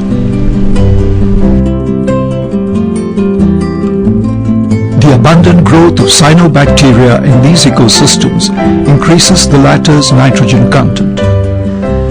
Mangroves also produce 29 to 75 tons of biomass per hectare. This transforms nutrients on a continuous basis into sources of nitrogen, phosphorus and other beneficial plant nourishment. Northern part of Kerala, there is a lot of mangrove resources available, and many species are available of mangroves, like for example the Avicennia officinalis, then Avicennia marina, and then we have Soneraceae alba, Rhizophora mucronata, then Bruguiera cylindrica, and then we have the smaller varieties called Acanthus ilicifolius. So these mangroves are able to store carbon, a great quantity of carbon, and not only in its leaves and stems and roots, but also in the sediment. So this actually it reduces the carbon dioxide in the atmosphere, which is a growing concern globally because of the global warming issue, and because of this potential it is very essential to conserve the mangroves. A 2011 Gujarat Ecology Commission report states that mangroves, through their high carbon sequestration rate of 45 kilograms per acre every day, act as an ideal natural foil against the ever-increasing threat of global warming. Resilient survivors, they are well adapted to their largely hostile coastal environments. For instance, while other plants may perish from the salt water present here, mangroves have not only evolved a unique seawater filtration system, but also one that allows them to extract fresh water from these deposits whenever required. The mangrove's unique aerial root systems absorb high wave energy, thus reducing their impact, especially during cyclones and tidal waves. A good case in point is the 2004 tsunami in the southern Indian state of Tamil Nadu. It was the presence of dense mangroves in coastal areas like Pichavaram and Mudupet that lessened the scale of tidal devastation in those regions. By serving as a natural barrier between land and sea, mangroves protect the earth from coastal erosion, shrinking shorelines, riverbank erosion, tidal bores, seawater seepage and intrusion. Mangroves serve as natural sewage treatment plants with their inborn ability to metabolize organic waste. They also purify the water that we drink and the air that we breathe. They absorb impurities and harmful heavy metals from water. By sucking up pollutants from the atmosphere, these tiny coastal watchmen provide us with clean, breathable air. They also collect rainwater during the rainy season and release it gradually into the earth. The local communities in coastal Kerala utilize the nutrient-rich mud from the marshy mudflats of mangroves as fertilizer for a better coconut yield. Mangroves are rich in calcium content. This is helpful for milk production. Thus, mangrove leaves are used as cattle feed in rural areas, saving dairy cows from milk fever, a metabolic disease caused by low blood calcium levels. Like mammals and unlike flowering plants, mangroves are viviparous in nature. That is, they produce live young instead of dormant resting seeds like other plants.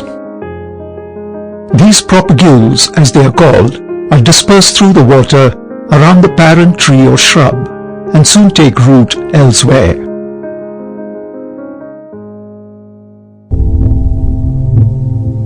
Today, mangroves are disappearing 3 to 5 times faster than overall global floral forest species. They represent less than 1% of all tropical forests worldwide. Roughly 50% of the world's mangroves have been wiped out in the last half-century. once occupying about 700 square kilometers of coastal area in the southernmost Indian state of Kerala. Mangroves today cover a mere 17 square kilometers and have been declared a threatened species. Dumping of waste, including plastics and chemicals, is only one of the threats facing the mangrove ecosystem and the species living within it.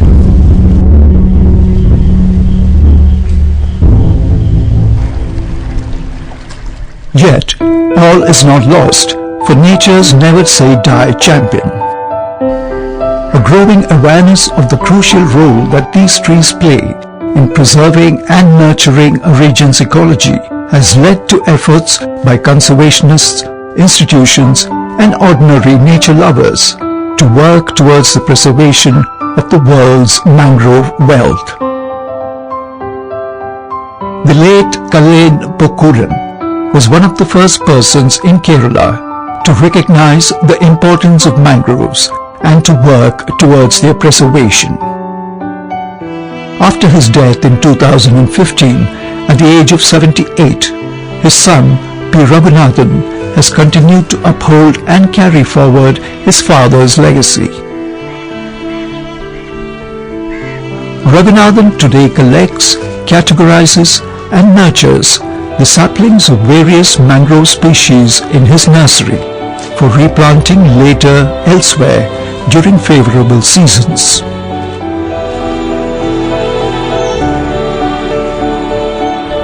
ഈ കണ്ടലിൻ്റെ season എന്ന് പറയുന്നത് season ഏകദേശം ഒരു ജനുവരി ഫെബ്രുവരി മാസത്തോടെ തുടങ്ങും. അപ്പോൾ ആ സമയത്ത് ഈ വിത്തെല്ലാം മൂത്തിട്ട് കണ്ടലിലേക്ക് പിന്നെ വീണ് കിടക്കും. ഇങ്ങനെ വീണ് കിടക്കുന്ന വിത്ത് തോണിയായിട്ട് പോയിട്ട് പിന്നെ ശേഖരിക്കും. തോണിയിൽ ഒരുപാട് സ്ഥലങ്ങളിൽ ഇവിടെ പള്ളിക്കര, താവം, ഇങ്ങനെ പല സ്ഥലങ്ങളിലും പോയിട്ട് ഈ കണ്ടലിൻ്റെ വിത്ത് ശേഖരിക്കും. ശേഖരിച്ച് കഴിഞ്ഞതിന് ശേഷം വിത്ത് അടുക്കി കെട്ടിവെക്കും. കെട്ടിയിട്ട് മണ്ണിൽ കുത്തിവെക്കും. ആദ്യം മണ്ണ് പാകും. ആ മണ്ണ് പാകിയതിന് ശേഷം ഈ വിത്ത് കെട്ടിയിട്ട് വിത്തിൻ്റെ അടിഭാഗം നിലത്ത് മുട്ടത്തക്ക രീതിയിൽ കുത്തി വെക്കും. 100 കെട്ടുകളായിട്ട് കുത്തി വെക്കും. ഇങ്ങനെ കുത്തി വെച്ച് കഴിഞ്ഞാൽ കുറേ കാലത്തേക്ക് ഈ വിത്ത് മോശമാവില്ല. അതിനുശേഷം പല സ്കൂളിലെ പല കുട്ടികളും വരും, പിന്നെ സാമൂഹ്യ പ്രവർത്തകർ വരും. പല സ്ഥലത്തും ഇത് വെച്ച് പിടിപ്പിക്കണം എന്ന് ആവശ്യപ്പെട്ടുകൊണ്ട് ഇത് വെച്ച് പിടിപ്പിക്കാനുള്ള മാർഗനിർദ്ദേശം തരണം. അതുകൊണ്ട് സ്കൂൾ കുട്ടികളാണെങ്കിൽ അധ്യാപകർ വന്നിട്ട് ആ കുട്ടികളുടെ നേതൃത്വത്തിൽ പല സ്ഥലത്തും ഇത് വെച്ച് പിടിപ്പിക്കും. സാമൂഹ്യ പ്രവർത്തകരാണെങ്കിൽ അത് വെച്ച് പിടിപ്പിക്കാൻ വേണ്ട വിത്തുകൾ ഇവിടുന്ന് കൊണ്ടുപോകും, അവർ വെച്ച് പിടിപ്പിക്കും. ചിലർ സ്വയം തന്നെ വെക്കും, മറ്റു ചിലർ നമ്മളെ കൂട്ടിക്കൊണ്ടുപോയി കൊണ്ട് വെക്കാനില്ല എല്ലാ മാർഗനിർദ്ദേശങ്ങളും മനസ്സിലാക്കിയതിന് ശേഷം വെക്കും. അങ്ങനെ പല കാസർഗോഡ് ജില്ലയിൽ നിന്നായാലും കണ്ണൂർ ജില്ലയിൽ നിന്നായാലും ഒട്ടനവധി വിദ്യാർത്ഥികളും അധ്യാപകരും സാമൂഹ്യ പ്രവർത്തകരൊക്കെ ഇത് വന്ന് കൊണ്ടുപോയി വെച്ച് പിടിപ്പിക്കുന്നുണ്ട്. Raghunathan is a firm believer in traditional methods of mangrove utilization by local communities in order to preserve the ecosystem.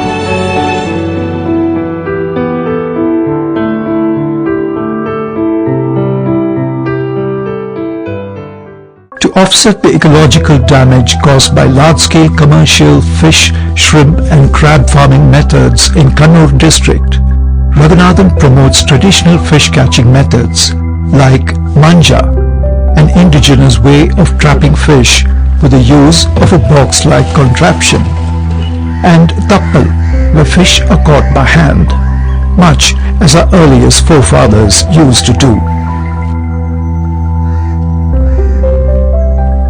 The use of ring nets to trap crabs and fish is another time-honored and ecologically safe fishing practice that Raghunathan encourages in mangrove habitats. Likewise, he promotes the Pokkali and Kaipat method of farming, in which rice cultivation and aquaculture go together. These are once popular integrated organic farming systems that have fallen into disuse today. This system of farming ensures sufficient nutrient recycling in an area. Ecotourism and community reserve projects are yet other ways to increase public awareness and responsibility in mangrove protection and propagation. Vellikeel in Kerala's Kannur district is one such mangrove ecotourism destination. This reserve was developed without affecting the ecological balance of the mangrove forest.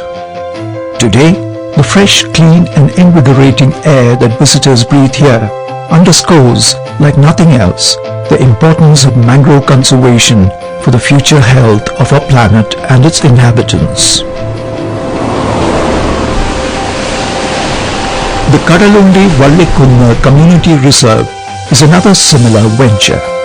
It is the state's first community reserve project and is spread over 150 hectares on the banks of the Kadalundi River. Kottail Ayyappan is a watcher at this reserve. He is one among those who have dedicated their lives to mangrove restoration. Many of these trees have grown from the saplings that Ayyappan had collected from various places in Kerala and replanted here during the reserve's inception.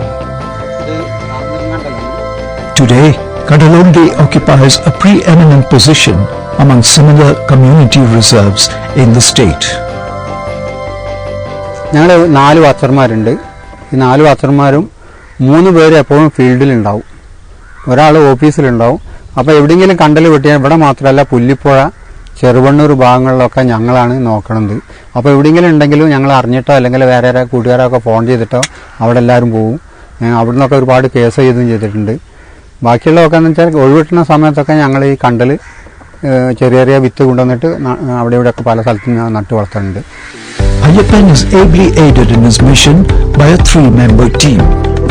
They are a busy foursome, guiding students, teachers and researchers who visit here, sharing their knowledge about mangroves regarding species variety, their peculiar properties, benefits, medicinal values and the need to conserve them today. Alongside, the team monitors activities within the reserve to ensure that there is no pollution or destruction of the habitat. ഇതിനെപ്പറ്റി പഠിക്കാനായിട്ട് college വിദ്യാർത്ഥികളും അതുപോലെ തന്നെ ഈ ഓരോ യൂണിറ്റുള്ള കുടുംബശ്രീ അങ്ങനെ പല ബന്ധപ്പെട്ട ക്ലബ്ബുകളായിട്ടും നമുക്ക് കണ്ടലിനെ പറ്റി പഠിക്കാൻ ഇവിടെ വരുന്നുണ്ട്. അവർക്ക് വേണ്ട ഒരു 1 ഡേ ക്യാമ്പാണ് ഇവിടെ നടത്താറുള്ളത്.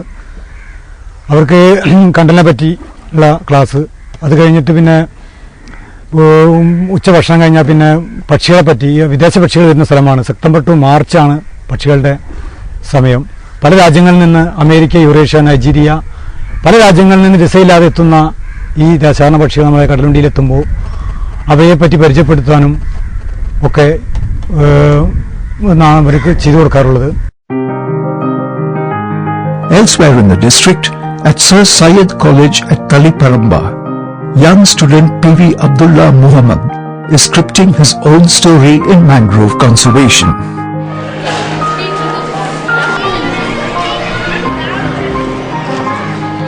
Abdullah's interest in the subject took root under his teacher, P.V. Prabhakaran, at the Government Welfare Higher Secondary School at Cherukunna in Kannur district. Ever since, this young student has been busy planting saplings of different species of mangroves along the shores of rivers and water bodies in the region. Soon, he had gathered together a dedicated band of mangrove lovers who, guided by their teachers, have converted 4 acres of nearby land into a rich mangrove forest at their school at Cherukunna. Now pursuing his degree at the Sir Syed College at Taliparamba, Abdullah still takes time off to visit the school's mangrove forest frequently and guide the students there in their efforts at mangrove conservation and propagation. The young man also organizes nature classes and mangrove awareness campaigns in his college. One such campaign is a poster design program that he has launched with the support of his teachers and the Campus Nature Club. Abdullah believes that creating awareness is crucial in reducing the conversion of mangrove forests for other land uses. For nearly 80% of Kerala's existing mangroves are situated on private lands. Abdullah is also involved in highlighting the long-term benefits of mangroves among local communities in such areas as the role of mangroves in groundwater recharging, protection from erosion and tidal damage, in chemical pollution absorption, oxygen production, pollution filtration, and heavy metal removal. Such awareness campaigns, Abdullah feels, will go a long way in fostering a spirit of mangrove conservation and preservation. Not surprisingly, Abdullah's subject for his degree is biochemistry. Under the guidance of Professor Shrija, a well-known figure in mangrove research, Abdullah is researching the response of a mangrove associate, Acrosticum aureum, to salinity stress and the plant's physiological and biochemical response towards salinity. Also known as mangrove fern or golden leather fern, Acrosticum aureum is the only pteridophyte genus found in the mangrove ecosystem. Abdullah is studying the plant's ecophysiological activities, phytochemical characteristics, medicinal and antimicrobial properties for his research.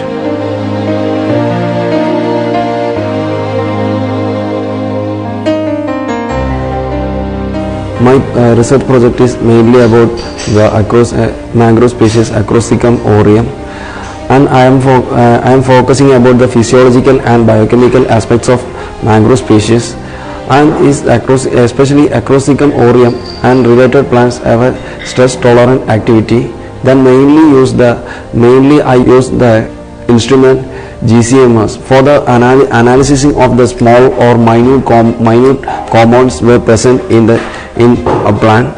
Then the most important property of the mangrove species is stress tolerant activity, especially salinity tolerance is the main for mangrove species. Thanks to the efforts of activists like Abdullah and other researchers and teachers, the Sir Syed College is fast emerging as a research center in mangroves. Sir Syed College have two research departments, botany and chemistry.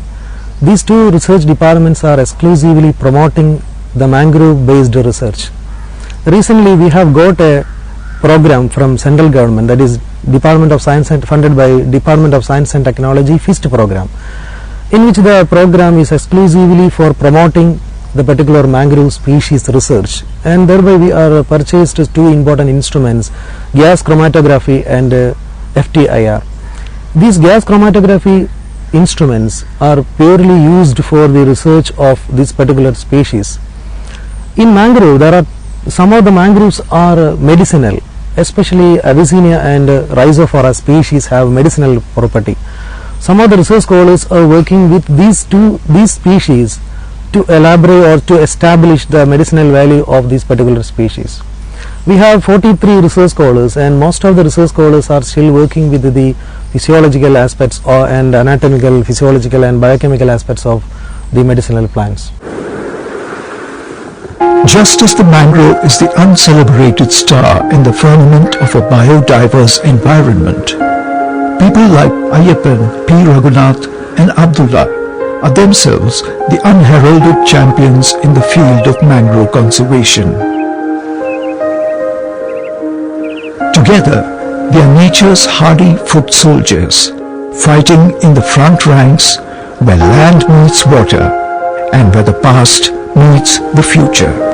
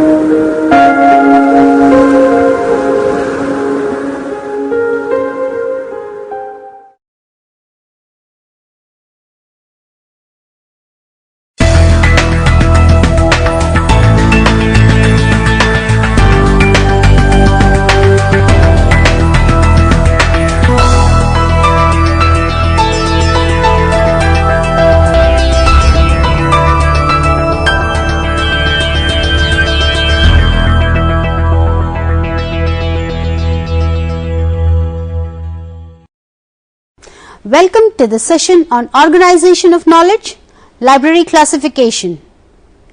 In this session, we will discuss purpose and functions of library classification and different classification schemes.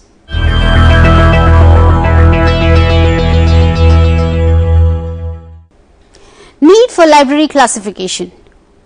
Libraries collect and preserve reading materials of any form and format for the use of their readers or clientele. A reader who comes to the library for getting a document could be able to locate the same very easily on the shelf. If there are only very few, say 100 or so documents available in the library, then he or she can find out the required documents without much difficulty, or the librarian can easily help him to locate the same on the shelf.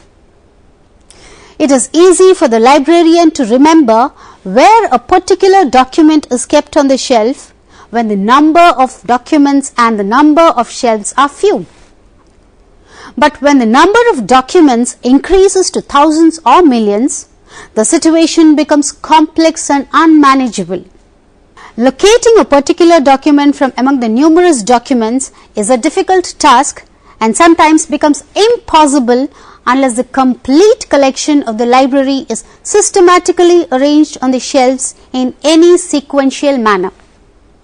If the sequence in which the documents are arranged on the shelves is known to the librarian or the reader, then it is easy for them to find out the exact place or position of any document. Therefore, it is necessary that the whole collection of documents in a library be organized systematically on the shelves for the purpose of locating any document easily.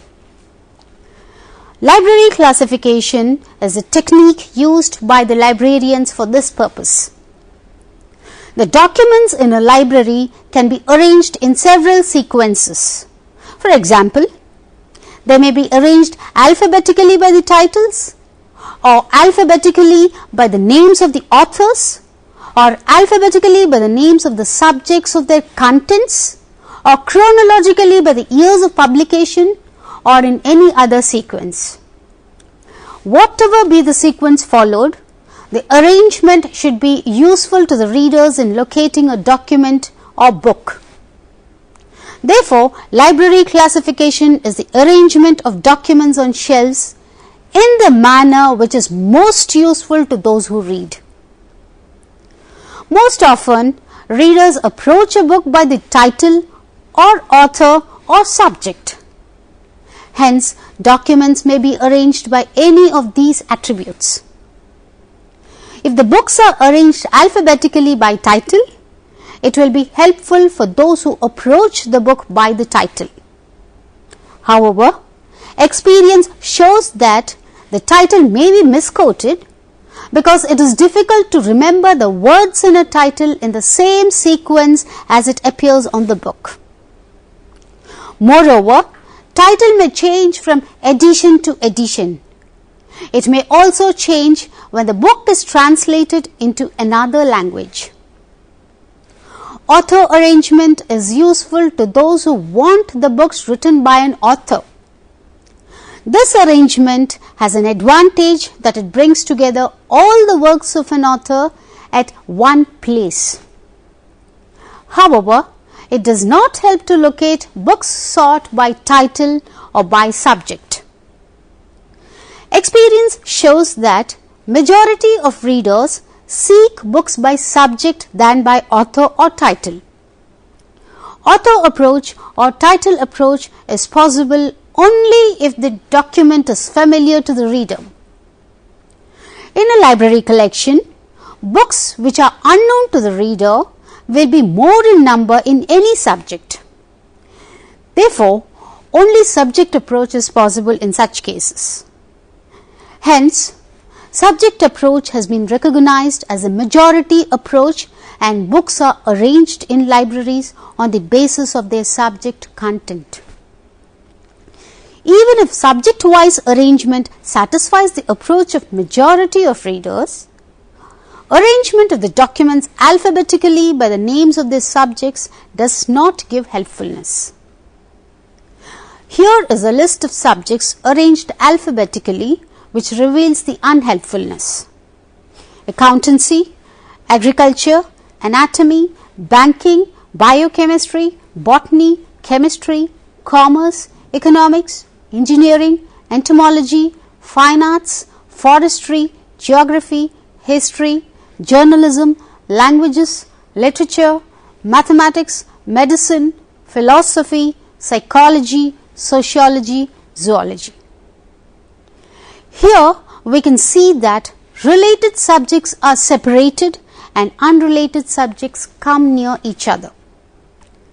This is happened by the alphabetical collocation of initial letters of the subject names. Such scattering of related subjects is inevitable in alphabetical arrangement. Moreover, names of subjects are different in different languages and therefore sequence will change according to the language. This will result in inconsistency. Therefore, to eliminate the above mentioned problem in subject arrangement, subjects are denoted by some kind of numbers and symbols called notations, and the arrangement of books is done on the basis of these notations. Since the notations are assigned with ordinal values, arrangement of books becomes easy, speedy and mechanical.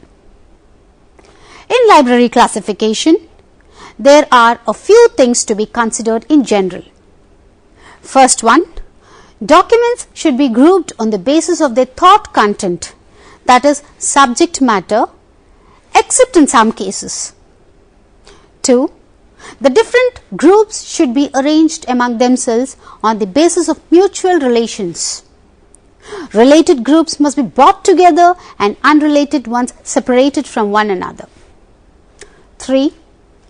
Each group of documents is allotted a number in the artificial language of ordinal numbers, and each document in each group is allotted an individualizing number on the basis of its physical features. This kind of classification and arrangement of documents increases the utility of the library collection by creating a systematic order and thereby providing a comprehensive view of the documents. Now, meaning of classification. The word classification comes from the Latin word classis. In the ancient Rome, the term classis was used to refer to a group of persons possessing certain qualities in common as well as belonging to the same class. Classification in general is the grouping of things or objects according to their degree of likeness. More elaborately, classification of any series of objects is meant the actual or mental arrangement together of those which are alike and the separation of those which are unlike. Classification is basically a mental operation. When we say we arrange things, we mean that we place them in an order which corresponds with an idea or series of ideas in our minds. We cannot arrange things in an order which did not exist in our thought. Indeed, this mental process is the true meaning of classification. The ability to distinguish the likeness and differences existing among things is peculiar to man. In animals, this ability is very rudimentary, but in human beings, this ability is developed into a higher degree. The result of classification is the formation of classes. A class consists of a number of things which are alike in certain particulars or have the same quality in common by which they may be sorted out from other things. At the same time, class is a unit by itself. It can be presumed that everything in this universe belongs to some class. Plants, animals, human beings, stones, stars, and so on. The mere mention of any one of such classes brings to our mind not a single object, but a whole series of things. Now, definitions of library classification. A classifier can classify not only external things or physically tangible objects, but also ideas or concepts. In knowledge classification, different subject fields are arranged according to their likeness or differences. The task of a classifier is to map the fields of knowledge clearly and comprehensively as a cartographer represents the geographical territories in a map. The cartographer clearly shows the relationships between places. In the same way, a classifier shows the relationship between different subject fields. However, library classification is more complex than a geographical map because some subjects may lose their importance, many new subjects may grow rapidly, and the existing relationship between subjects may change. A book may discuss more than one subject field. However, it can be placed only at one place in the shelf. This is a limitation of actual library classification. Library classification has been defined by W.C.B. Sayers as the arrangement of books on shelves or description of them and the manner which is most useful to those who read. According to Margaret Mann, classification is the arranging of things according to likeness and unlikeness. It is sorting and grouping of things, but in addition, classification of books is a knowledge classification with adjustments made necessary by the physical form of books. In short, library classification is the process by which books are arranged on the shelves on the basis of their subject content. Books on same subjects are brought together and books on different subjects are separated from each other. Dr. S.R. Ranganathan defines library classification as the translation of the name of the subject of a book into preferred artificial language of ordinal numbers and the individualization of several books dealing with the same specific subject by means of a further set of ordinal numbers which represents some features of the book other than their thought content. Thus, according to him, library classification uses numbers and symbols to represent subjects, and books are arranged on shelves in a preferred sequence by this artificial language of numbers having ordinal values. The purpose of library classification. In practical situation, library classification delivers various functions and purpose. First one, helpful sequence of documents. Classification is used to maintain an arrangement of documents in an order most helpful to the readers. In this process, documents on related subjects get arranged in close proximity. Second, mechanized arrangement of documents. Classification with the help of notation determines the sequence once and for all, so that one does not have to redetermine the sequence of documents once again when they are returned after being borrowed or for the interpolation of new documents in their appropriate places. The notation helps to locate any document from the shelf. Third, correct replacement.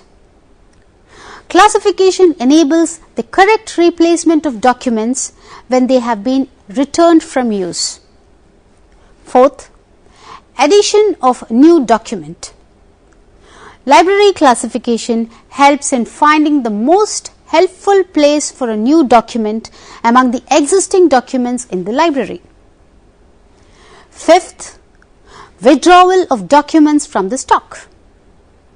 Withdrawal of a document, if required, can be done easily from a systematically arranged sequence of documents. Sixth, revealing the strengths and weaknesses of a library collection. A classification arranges books on shelf by subjects.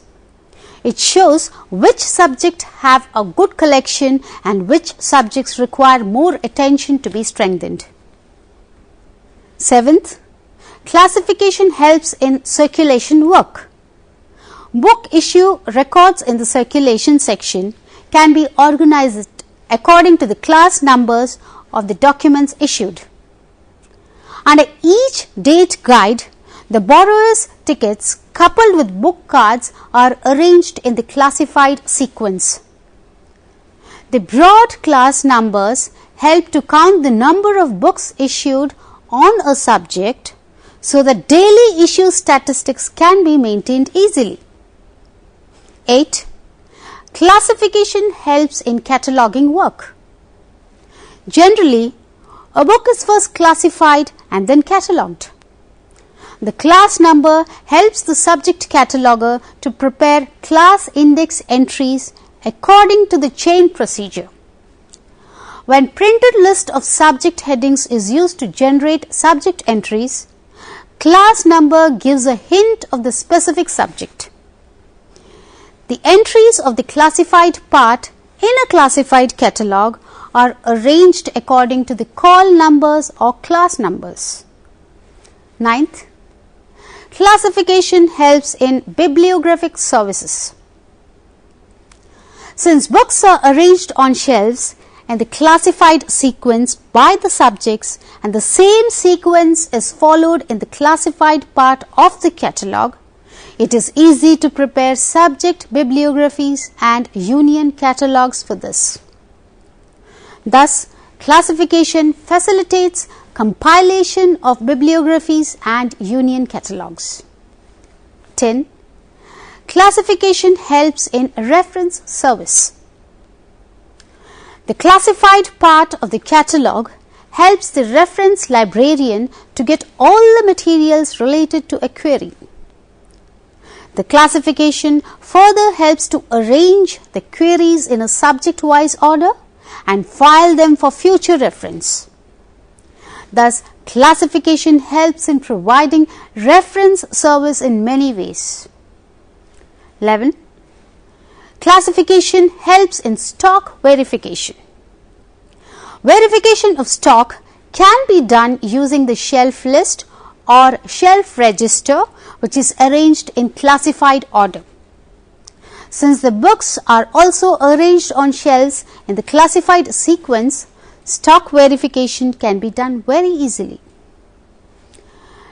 Different library classification schemes: general and special, enumerative, faceted, and overview.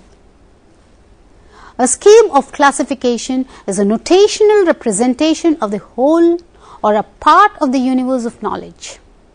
It depicts the extension of various subjects in their relative position in such a way as neighborhood relation between or among various subjects is mentioned. The scheme should also be capable to give notational representation at their relative position to any subject that might emerge in future.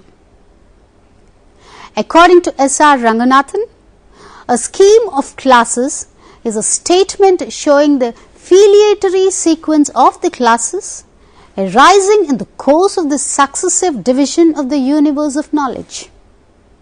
And a scheme of classification is a scheme of classes fitted with terminology and notation. Even though the purpose of library classification remains the same, the different classification schemes differ in their scope, structure, and general layout.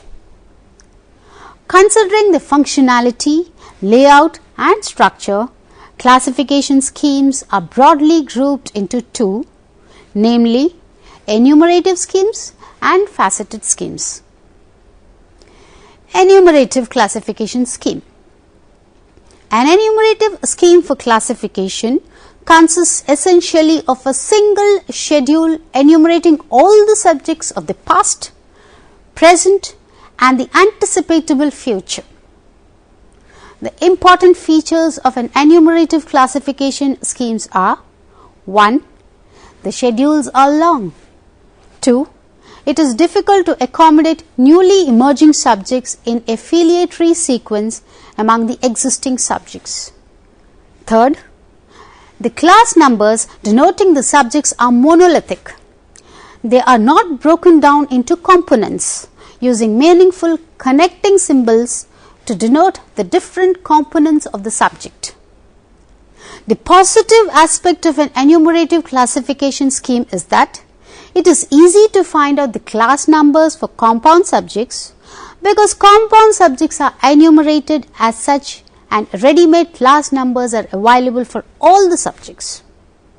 However, the major defect of an enumerative scheme is that it fails to enumerate subjects of the anticipatable future, though it can easily list the subjects of the past and present. Since knowledge is ever expanding, a new subject may develop at any moment, demanding a new number in the scheme. So the classifier has to wait for new additions of the scheme in such situations. Library of Congress Classification Scheme (LC), Ryder's International Classification Scheme (RIC), Dewey Decimal Classification Scheme (DDC) fall in the category of enumerative classification schemes. The enumerative schemes are further categorized into two: purely enumerative and almost enumerative. Purely enumerative schemes give one omnibus schedule of enumerated subjects, most of which are compound subjects. There is no provision for the synthesis of class numbers. Almost enumerative schemes enumerate most of the subjects, including compound subjects. They have a few schedules of common isolates to construct class numbers for compound subjects which are not enumerated. Faceted classification scheme. The faceted classification scheme does not provide ready-made class numbers for the subjects. Like an enumerative scheme, it also divides the universe of knowledge into a number of main classes. But the further subdivision of the main classes follows a different pattern altogether. Each main class is divided into its facets in the first instance, and the isolates in each facet are then enumerated. Any subject falling in a class will be either one of the isolates in a facet or a combination of two or more of these isolates. The isolates enumerated in the various classes are the fundamental constituents of subjects. They are fitted with numbers. By combining the numbers in different facet schedules on the basis of the rules and principles, class number for all possible subjects can be constructed. Thus, a faceted scheme admits of the analysis of facets and then synthesis of the basic facet numbers of the subject into class number. A faceted classification scheme provides meaningful connecting symbol for each facet. The merit of the faceted scheme is that it has greater resilience to the onslaught of the ever-increasing universe of knowledge. Dr. Ranganathan's Collin classification is an example of faceted classification scheme. Dr. Ranganathan recognized the isolate facets of compound subjects as manifestation of 5 fundamental categories, namely personality, matter, energy, space and time. He provided separate connecting symbols for these 5 fundamental categories. Faceted schemes are further categorized into 4 species. 1. Almost faceted. 2. Fully but rigidly faceted. 3. Almost freely faceted. 4. Freely faceted. Again, depending on how the schemes are used, classification schemes are often described as General classification schemes, special or specific classification schemes. General schemes. These are also called universal schemes. They aim to cover all subjects equally. Here is a list of important and widely used general schemes.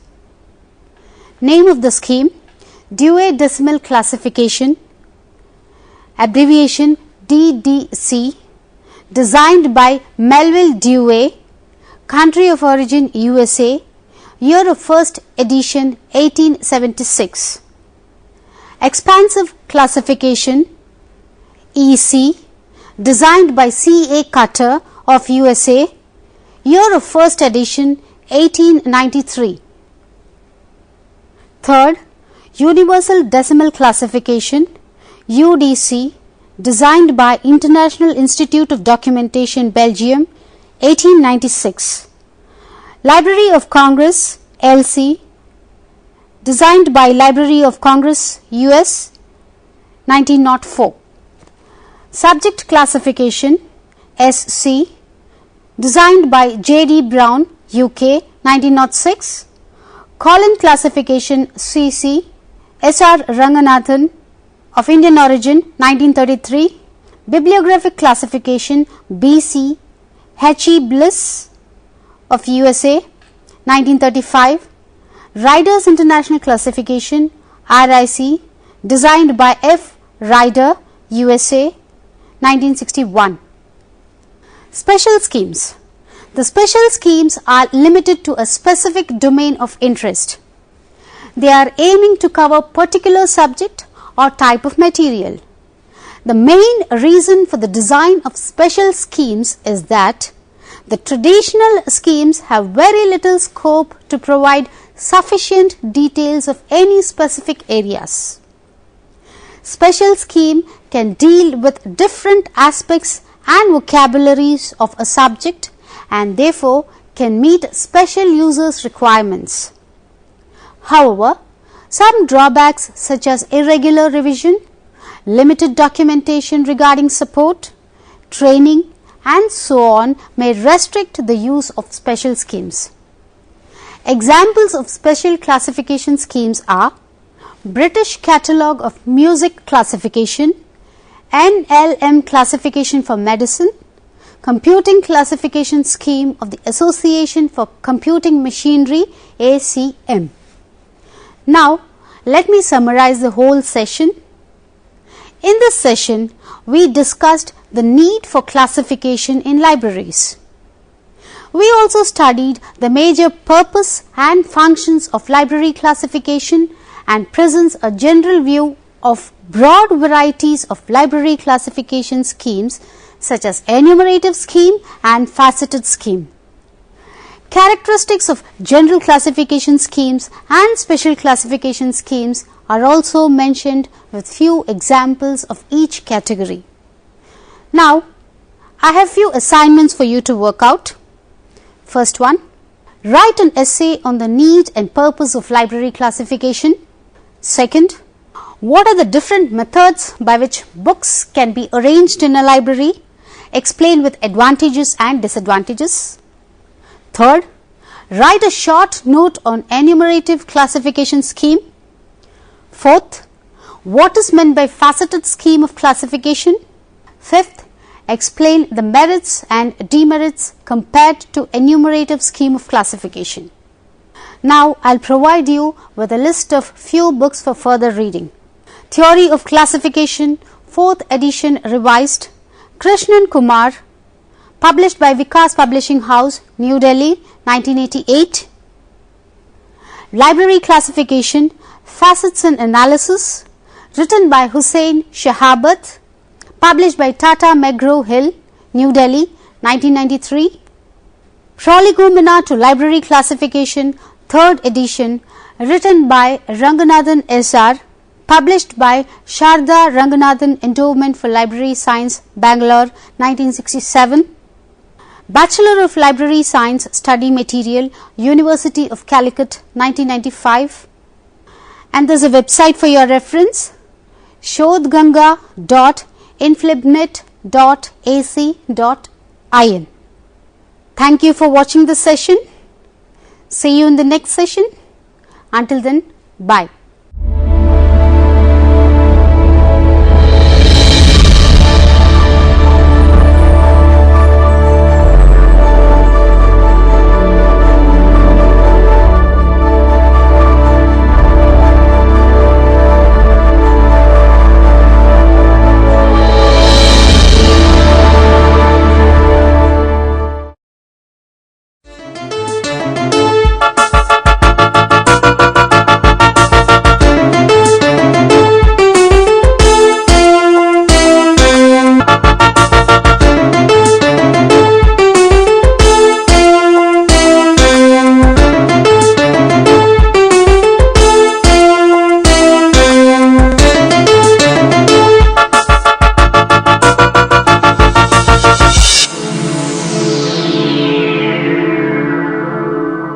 Welcome to Interface. Today we have an mobile app developer and iOS developer from UK. He is the founder of TouchAware Limited, London, UK. Welcome, Samson Lopez. Thank you, Lajesh. In the global scenario, this explosion of explosive use of smartphones and other gadgets are happening. So, could you please explain what is the major trends in mobile apps development in global scenario? If you go back in time, the explosion happened when soon after the iPhone was launched. The iOS SDK was launched a year later. So that's when a lot of developers started developing a lot of applications. So since then, apps have been developed on the iOS platform and the Android platform on a lot of categories. So the App Store is now flooded with millions of applications. So there are good quality applications as well. And the answer to your second part of the question, the current trends. So the big phase transition now is on the change to cloud. So there's a lot of movement from standalone applications to cloud-based applications. So that is one of the current trends we have. So the technology has a lot of advancements in terms of mobile apps development. And how can we avoid major pitfalls in app development? Mobile application development from a software engineering standpoint is not very different from any other application development, the desktop application development or development of services. So I think the question here is whether the standard engineering practices or software engineering practices are followed. So if you go through a rigorous testing development cycle, you tend to produce quality applications. Now the issue with mobile application development is a lot of inexperienced developers are developing applications which lead to insecure applications, low quality applications. So what needs to be done is to bring more processes of more review processes, educate the developers to produce more quality applications to reduce issues. So all the security issues for standard applications also exist for mobile application as well. So it's how well you do it and what are the processes to make it secure, which is important in my point of view. So in the app development domain, so what you do, what you passionate about. So that is the scenario. So what are the special skills and roles required in this field? To develop an app, you need to have the domain knowledge. So say for instance, my own application I design. Over the years I've gathered a lot of knowledge on 2D vector drawing apps, and that really helped me to when I actually develop the app. So I feel that the domain knowledge is very critical in developing applications. Now there are a lot of other factors like technical skill, your knowledge of the current development platforms, whether it is iOS or whether it is Android. So you need to learn and relearn and adapt to all the new current cutting edge technology, which is like ever changing. There is a saying like a good artist borrow and a great artist steal.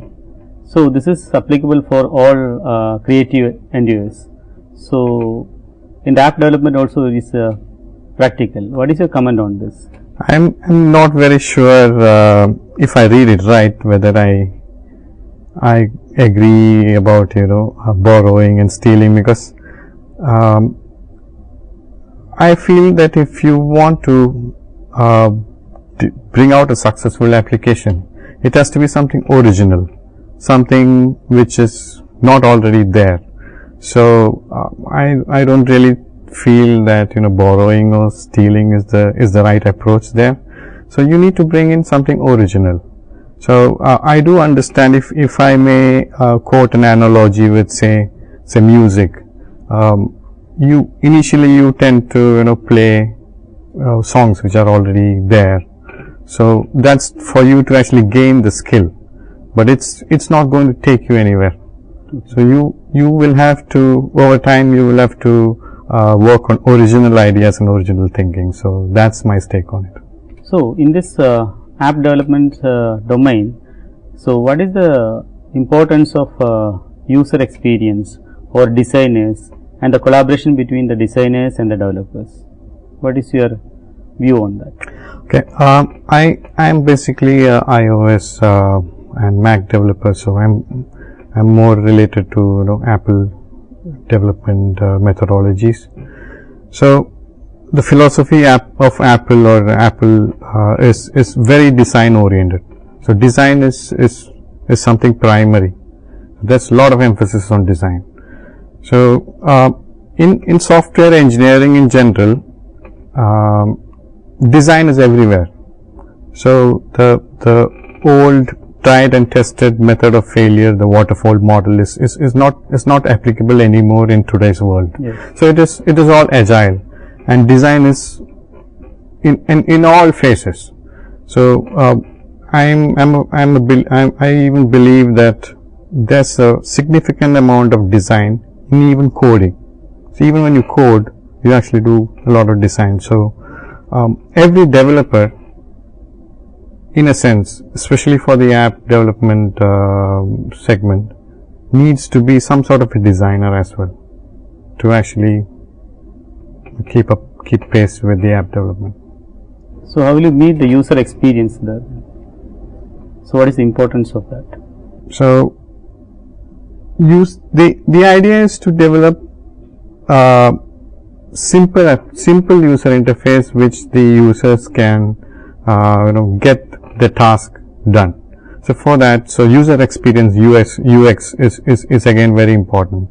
So that's a skill which every developer need to possess. So you can choose from many app development platforms for your application, and they are not none of them are immune to security. So what are the major security aspects you have to consider while you go for an app development? Well, there are two kinds of security areas in my view. So one is the platform level security, which the platform actually provides for you, say whether it is iOS or whether it is Android. Things like simple things like even locking the screen of a smartphone, the kind of encryption, all these kinds of security features are provided by the platform. So how good is that? How good is the Android platform security? How good is iOS? The second part is security related to the app itself. That's where the developer's knowledge and skill about security comes into play. So the developer needs to be aware of, say, for instance, he should not send clear text password to a service. So that's a security issue there. So it is very developer dependent, and also dependent on the engineering, software engineering practices related to security when the app is developed. In Indian scenario also, the mobile apps goes very drastically. The applications are coming up, and so what is the major apps development scenario happening in Indian market in terms of Indian language mobile apps? So I am primarily based in the UK, and my view as of now is more on the European market, because I am currently doing translation of my app in various European languages. But my feeling is that it's pretty much the same for any language in any region. So you have different elements. You can it's basically internationalization of an app. So it involves in language related translation. It involves in the way you treat currency. So in certain countries like Spain, you have a comma instead of a decimal point. So to translate an app in an Indian language, I think it's pretty much easy, where it's just strings involved. But when you consider things like voice input, okay, like in iOS applications you have Siri, and you have for Google, for Android applications you have different method of voice input. That's where the challenge lies for the Indian scenario. So you need voice recognition systems for Indian languages.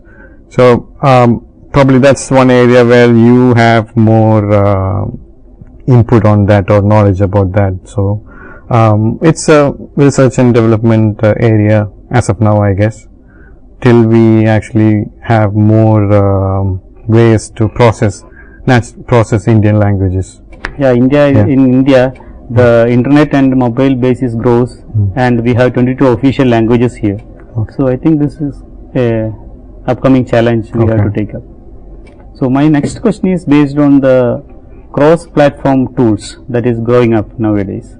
So what are the challenges involved in taking up this cross-platform tools? Because we have iPhones, we have BlackBerry, we have Androids, and we have Windows mobiles and Symbians, etc.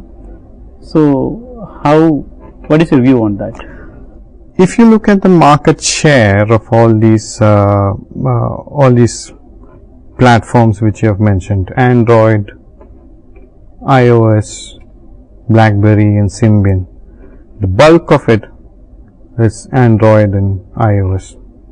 So you do have a small portion of Windows mobile development and small portion of BlackBerry.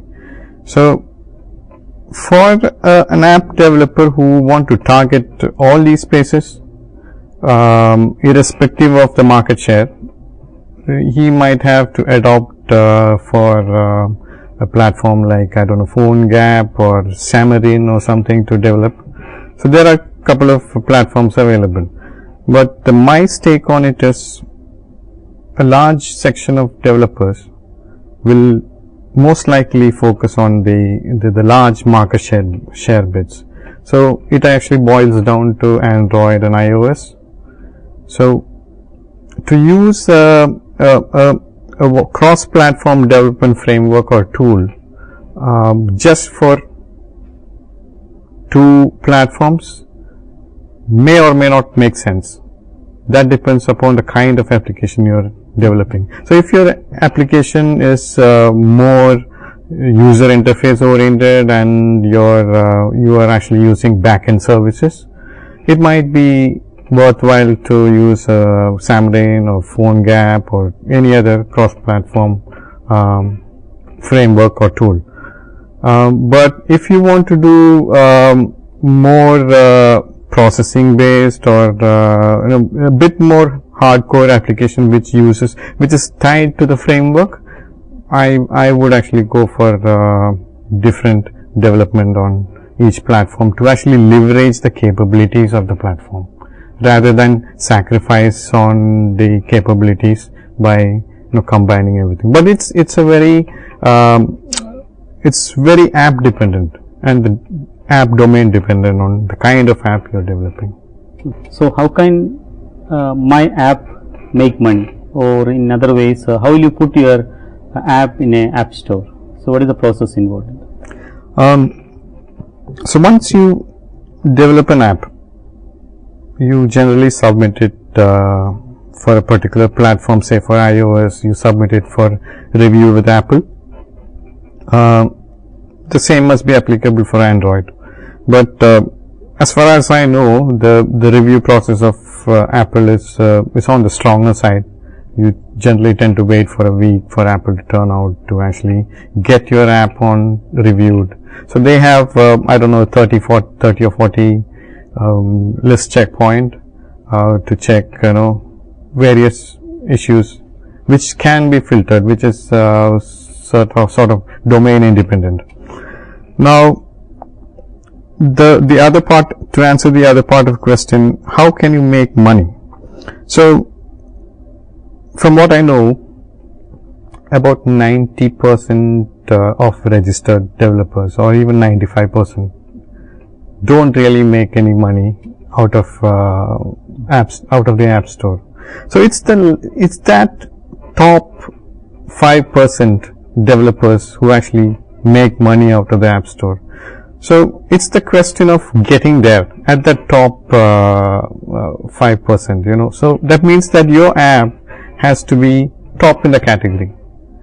So how can it be top in the category? It has to be high quality. It has to have certain features which are not available elsewhere. So it's a matter of focus on getting the app refined and polished to get it to that high level, so that it's top of the category to make money. So gone are the days when you can actually write a very simple app and dump it on the App Store and make money. So yeah, it's a lot of hard work, it's a lot of passion, a lot of effort today. If your customer base is very small and they will be asking email request and more feature request, so how will you handle that? Okay, I am actually thinking of an analogy where Sir Henry Ford, he invented the automobile, the car.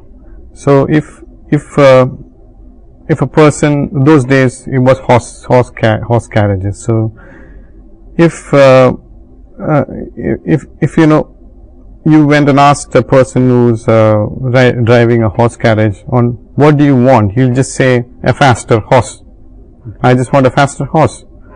So he doesn't know, or he is not in a position to envision what an automobile is. So that's something which only Sir Henry Ford could do at that point in time. So my point of view is that you cannot ask the customer to decide on the features of your app, or the vision of your app, or what your app needs to be at a later point in time.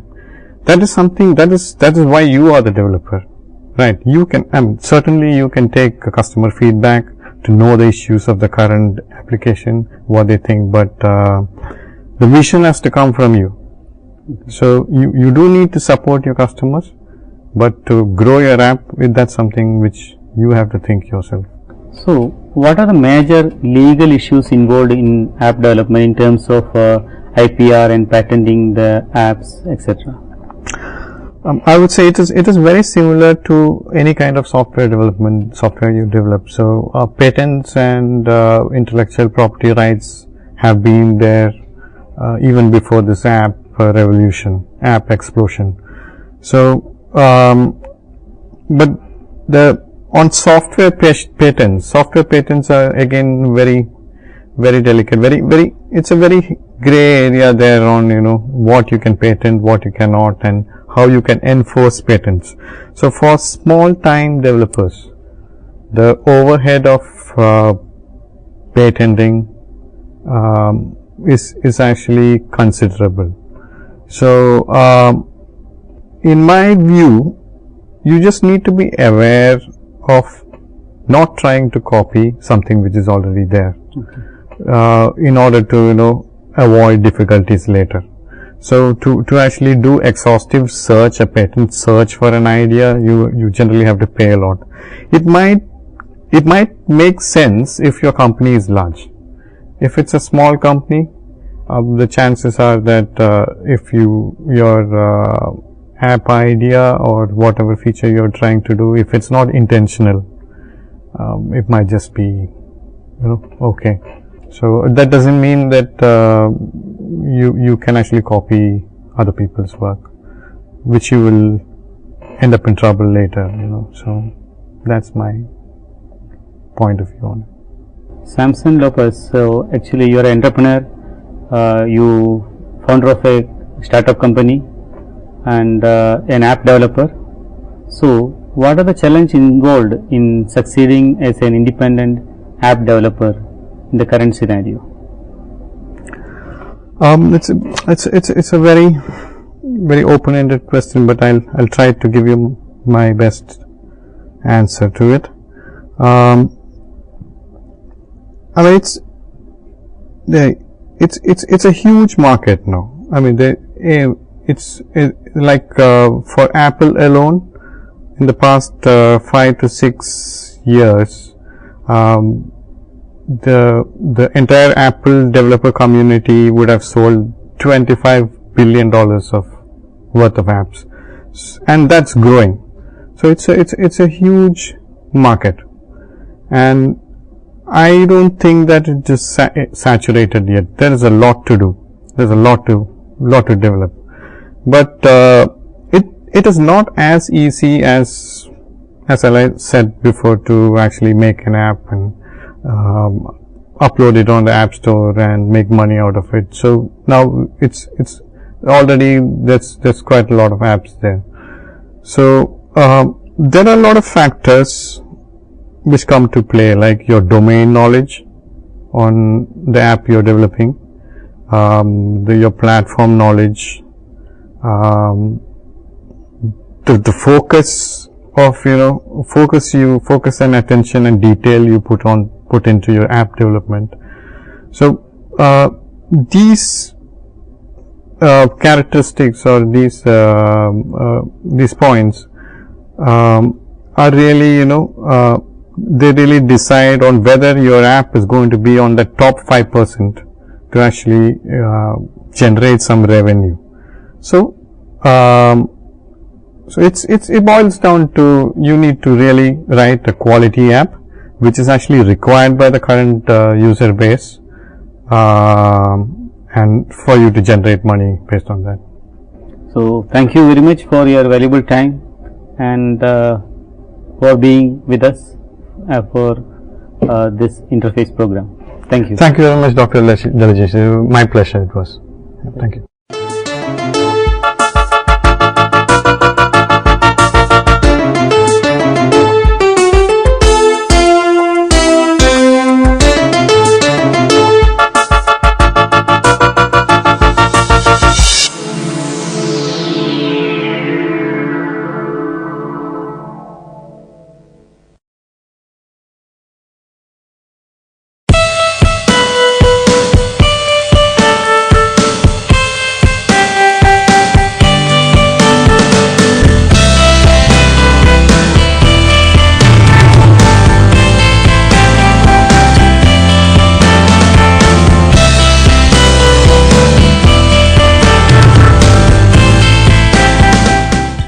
Hello and welcome to the session on Techniques for Higher Learning Seminar and Symposium.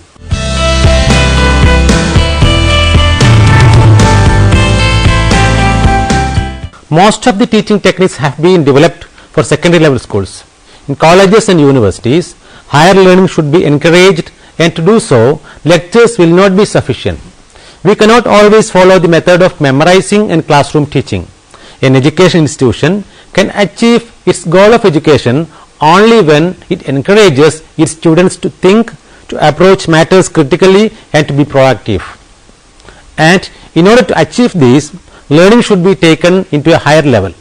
To promote higher learning in colleges and universities, there are certain learning techniques. In this unit, we will discuss the following techniques used to promote higher learning in education institutions of higher education. And both teachers and students can benefit a lot from these higher learning techniques. Important higher learning techniques are seminar, symposium, workshop, etc. These techniques will encourage students to think logically and critically, formulate ideas and present them with clarity to their fellow students. These techniques will encourage students to think logically and critically, formulate ideas and present them with clarity to their fellow students. By becoming a part of the higher learning techniques, students will learn to express their view and difference of opinion without hurting others. Now let us discuss each of these higher learning techniques in detail. Let us begin with seminar.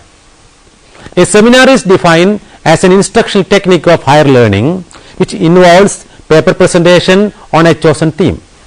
The paper presentation will be followed by guided group discussion to clarify doubts and to generate ideas to further develop the paper presented in the seminar. Seminars provide a platform for a group of students to have guided interaction among themselves. The persons who present the papers are supposed to study the topic or theme of the seminar thoroughly and prepare the paper well in advance. The paper will be circulated among the members prior to the presentation. Objectives of seminar. A well-organized seminar aims to achieve the following objectives. Cognitive objectives. A seminar aims to create a platform that allows participants to achieve certain cognitive objectives. It encourages students to analyze, synthesize and evaluate the situations presented before them. The human interactions take place at a seminar requires a student to evaluate and organize the facts she or he comprehend quickly and then present them logically. The seminar aims to develop a participant's observation skills also. The human interactions also help student seek clarity and defend his or her points effectively. Next, affective objectives. A seminar as a higher learning technique aims at developing a student's emotional side as well. The affective objectives are as follows. The human interactions among the group help develop a tolerant attitude towards opposing views. It helps participants to respect different views and will inject in them a sense of cooperation. The participants can learn good manners of asking questions or acquire etiquettes of social interactions. Roles in seminars. In order to make sure that the objectives of seminar as a higher learning technique is obtained, the activity should be well coordinated. To ensure proper coordination, certain responsibilities are allocated to various people. The following are a few key roles required to conduct a seminar. First of all, organizer. It is the responsibility of an organizer to plan and organize the entire program. The organizer can decide the topic or theme of the seminar and assigns various aspects of the theme to different speakers. The date, venue and time of the seminar are determined by the organizer. Convener. Organizer has the right to suggest a convener and it is the convener who conducts the activities of the seminar. He or she encourages the participants to take part in constructive discussions and keep the discussion on the theme. At the end of the seminar, the convener can summarize the discussions and present her or his views on the subject. The convener also offers vote of thanks. Speakers. As mentioned earlier, the organizer assigns topics to the speakers and then they prepare a detailed and well-researched paper on the topic. The papers will be distributed to the participants well in advance. The speakers should be able to answer the questions put forward by the participants in a healthy and constructive manner. They should be able to handle criticism in a healthy manner. The next role is of participants. Typically, there could be 25 to 40 participants in a seminar. The participants should engage with the papers and views presented by the speakers. They should be able to look at the views presented in a critical way and should be able to formulate and articulate questions and doubts. The participants should be tolerant and should appreciate the views of the speaker. Observers. Observers and guests are also allowed to participate in a seminar. As the name suggests, they observe and put forward their views and opinions in question and answer sessions followed by the paper presentation. Advantages and types of seminars. Advantages of using seminar as a technique of higher learning. As a learning technique, a seminar can help develop several abilities of students. It has many advantages when it comes to the overall development of a student.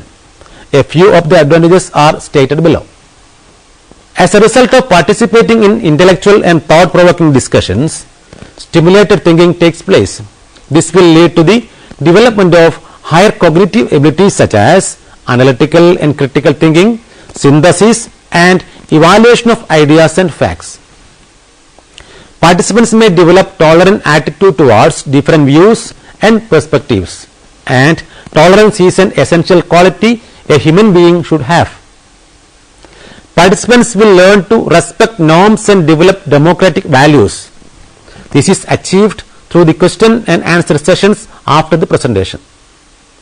In order to participate in a discussion, a student must respect norms of the seminar and niceties of a group discussion. Seminar as a technique of instruction helps students develop better learning methods. While preparing paper or participating in discussions, students develop an aptitude for independent study. They take self-initiatives to learn more. As an instructional tool, a seminar has great value. It makes learning learner-centered and tries to impart knowledge by encouraging inquiry based on natural inquisitiveness of a human being. Prerequisites of a seminar. The seminar as higher learning technique demands maturity from the participants. The maturity is expected in terms of use of language, social behavior and the ability to comprehend abstractions. Since students of lower level classes do not have these qualities, seminar cannot be used in such classes. An abstract theme that needs to be presented and discussed is an integral part of any seminar. Constructive interactions between the speakers and the participants are an absolute necessity for the success of seminar as an instructional medium. A seminar also requires certain procedure. They are: prepare and present a paper based on the theme of the seminar. Followed by the presentation, there should be scope for discussions where the participants can seek for clarification. Participants should be allowed to make observations using their knowledge on the theme and raise issues related to the theme for further analysis, evaluation and development of the theme. Proceedings of the seminar are normally guided by a chairperson who is well versed in the theme. She or he keeps the discussion focused, encourages maximum participation and consolidates the view expressed at proper stages. As a learning technique, one of the objectives of the seminar is to encourage interaction, so there should be enough time for discussions and interactions. Types of seminars. Based on the level of organization, seminars can be classified into the following types. First of all, mini seminars. Mini seminars are conducted in the classroom. Typically, they are organized before a main seminar. The purpose of organizing a mini seminar is to train students on the organizational part of a seminar. This will help students to learn to perform the various roles and duties required to organize a seminar. Another type of seminar is main seminars. These types of seminars are organized in departmental or organizational level. They will have the theme, and all the students and faculties from the department participate in the seminar. They can be organized weekly or monthly. National seminars. As the name indicates, they are organized in a national level. Eminent scholars on the theme are invited as participants. These types of seminars are conducted by an association and the secretary is date and time. Another type is international seminars. These types of seminars are conducted by international agencies such as UNESCO on themes that are internationally relevant. A country or a university can also organize national or international seminars. What are the limitations of a seminar? Like every other medium of teaching, seminars also have their limitations. A few of them are as follows. A seminar cannot be organized on all the aspects of a subject. Only a theme that offers scope for discussion can be selected for seminars. Seminars are not ideal for lower level classes as it requires social maturity from the participants. Sometimes in seminars, a habitual speaker dominates the discussion, which reduces the focus of discussion to one person. During the session, an anti and foregroup for certain ideas can be formed, and this can make interactions unhealthy. There could situations where criticism can be made for the sake of criticism, which can hamper the spirit and purpose of seminars. Next, we are moving to symposium. Symposium as a technique for higher learning. Symposium are yet another instructional technique that is used to obtain higher cognitive and affective objectives. The Greek philosopher Plato has used the term to denote good dialogue. Another meaning of the word is the intellectual recreating of enjoyment. In recent times, the meaning of the term has been reverted to a meeting of people to discuss a theme or a problem. Now we are moving to objectives of a symposium. The main objectives of the symposium are as follows. To understand different aspects of a problem or theme, to develop the ability to make judgments and decisions to find solutions for the problem, to develop values and responsibilities of social interactions, and to enable the listener or participants form policies to resolve issues in a theme. There will be 2 or more speakers who will present their view for 10 to 20 minutes to develop approaches or solutions for a given problem. The speeches are followed by questions or comments from the audience. What are the limitations of symposium? Symposium as a higher learning technique has a number of limitations. They are: the speakers have full control over the paper they are presenting. They can choose to present any aspect of the theme. The chairperson does not have any control over the speakers. Since speakers can choose what they should present on a given theme, the chances of repetition cannot be ruled out. If different aspects on a theme are presented randomly, listeners might not be able to fully comprehend the issue. If used properly, symposiums are a great way to enhance the cognitive capacities of a student.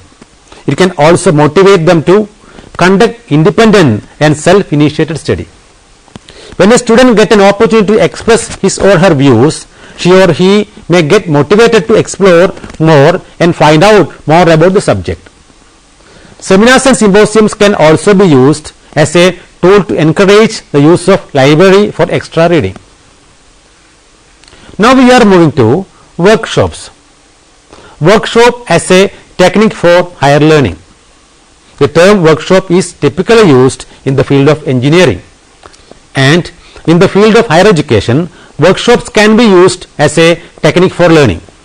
We all know that education is both a practical and theoretical process, and instructional techniques are used to develop both practical and theoretical aspects of education. We have seen that seminars are organized to develop cognitive, emotional and social skills of a student. Workshop, on the other hand, works as great tool for achieving the psychomotor aspects of an individual's development. The development can be achieved through training. In a workshop, participants just don't sit and discuss. They are given training and use certain tools. For instance, participants can be trained to use new educational tools. The participants have to indulge in certain practical works to learn how to use new teaching and evaluation tools. For instance, teachers can learn how to make use of smart classroom technique to improve education through a workshop. There will be demonstrations of how to use this new platform and how to make students interact and respond to this innovative learning tool. What are the scope of a workshop? The workshop technique is normally applied in the following areas of education. They are: for a new format of lesson planning, preparing objective type tests, creating action research programs, for micro teaching, for designing program for teacher education, to prepare research proposals and synopses, and for creating internal assessment techniques. In order to conduct a workshop, we need the following portfolios. They are an organizer, a convener, experts or resource persons, and participants or trainees. Now let us go through the different objectives of a workshop. As we mentioned earlier, the main objective of workshops is to develop psychomotor skills of students. The following are a few psychomotor objectives of workshops: to attain proficiency in planning and organizing instruction activities, to enable a student to perform a given task independently, to determine and use teaching activities effectively and judiciously, and to train a teacher for different approaches of teaching. Workshops in fact allow a person to conduct extensive study of a situation, including its background and socio-philosophical implications. Teachers can also benefit a lot from workshops. This method can be followed to provide in-service teachers training. Through this technique of higher learning, teachers can comprehend the new trends and techniques used in the field of education. Workshops also encourage high degree of individual participation, as each and every participant gets individual training. How we can organize a workshop? These are the points to remember. Normally, workshops are conducted for 3 to 10 days. The duration can change depending on the nature of the workshop. There are 3 stages of conducting a workshop. In the first stage, a paper presentation based on the theme by experts, followed by discussions. First stage of a workshop can continue for 2 or 3 days. Second stage. The first stage is used to provide theoretical and background knowledge to the participants. But in the second stage, participants have to individually work on the task, for example, writing exercises or lesson plans, etc. Participants will be divided into groups, and each group will have a supervisor to guide and supervise the task. All participants have to complete the task in a given period and discuss their work with their group members and prepare a report. In the third stage, all the group meet at one place and present the report. Participants can offer comments to improve the task done by other groups. Expert speakers can also help to provide their suggestions and feedback. Follow-up phase is an integral part of any workshop. In case of teachers, they are asked to continue their work by applying it in their respective classrooms. The teachers have to assess the feasibility of the learning technique. The participants are invited for a follow-up program to share their experiences and analysis in the meeting. Advantages and limitations of a workshop. What are the advantages? Workshop as a technique of higher education has many advantages. A few of them are listed below. Workshops can be used to understand the proficiency of a particular teaching technique. Workshops can be used to enhance professional proficiency through in-service training. It offers opportunities to develop the individual capacities of a teacher. Workshops promotes cooperation and group work and can be used as a platform to introduce new teaching and learning methods.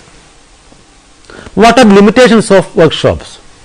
A workshop has the following limitations. Workshops cannot be organized for larger number of people. The effectiveness of a workshop lies in the follow-up program. Most of the time a follow program is not organized after a workshop, and success of the workshop lies in participants. If the participants are less enthusiastic about learning, a workshop will fail to achieve its objectives. There are other techniques for higher learning such as conferences and panel discussions. In the next unit, we will discuss them in detail. Let us summarize what we have discussed so far. In this unit, we have analyzed techniques of higher learning which include seminar, symposium and workshop. We have analyzed the different aspects of each one of these techniques and have learned that each of them have cognitive and affective objectives. The main objective of workshops, unlike the other two techniques, is to develop psychomotor skills of a person. All these teaching techniques achieve those objectives by encouraging active participation of the teachers or participants. These learning techniques not only urge the participants to develop self-learning but also enhance a participant's social and emotional skills. The discussions and interactions take place during these activities teach a participant the value of tolerance to different views and perspectives, cooperation and the importance of respecting the other individuals. Workshops help a participant to understand the spirit of group work while allowing her or him to develop individual talents and skills. We have also analyzed the limitations of each of these learning techniques in this unit. Now you can try to answer the questions given here. What are the cognitive objectives of a seminar? What are the advantages of a seminar? What are the types of seminars and describe each one of them briefly? What are the objectives of a symposium? What are the advantages of a workshop? Now you can refer the books given here.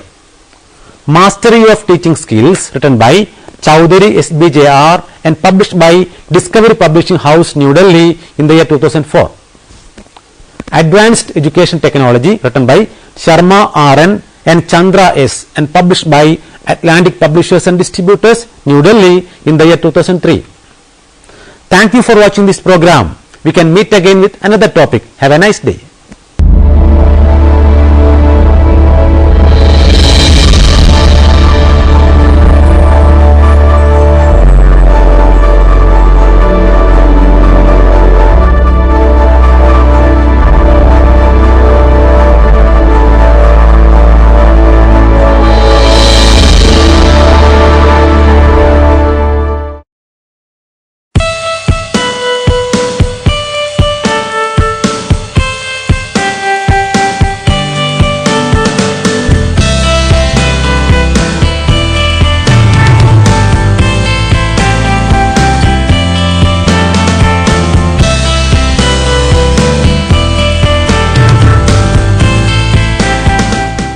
Hello and welcome to the session on Language Laboratory.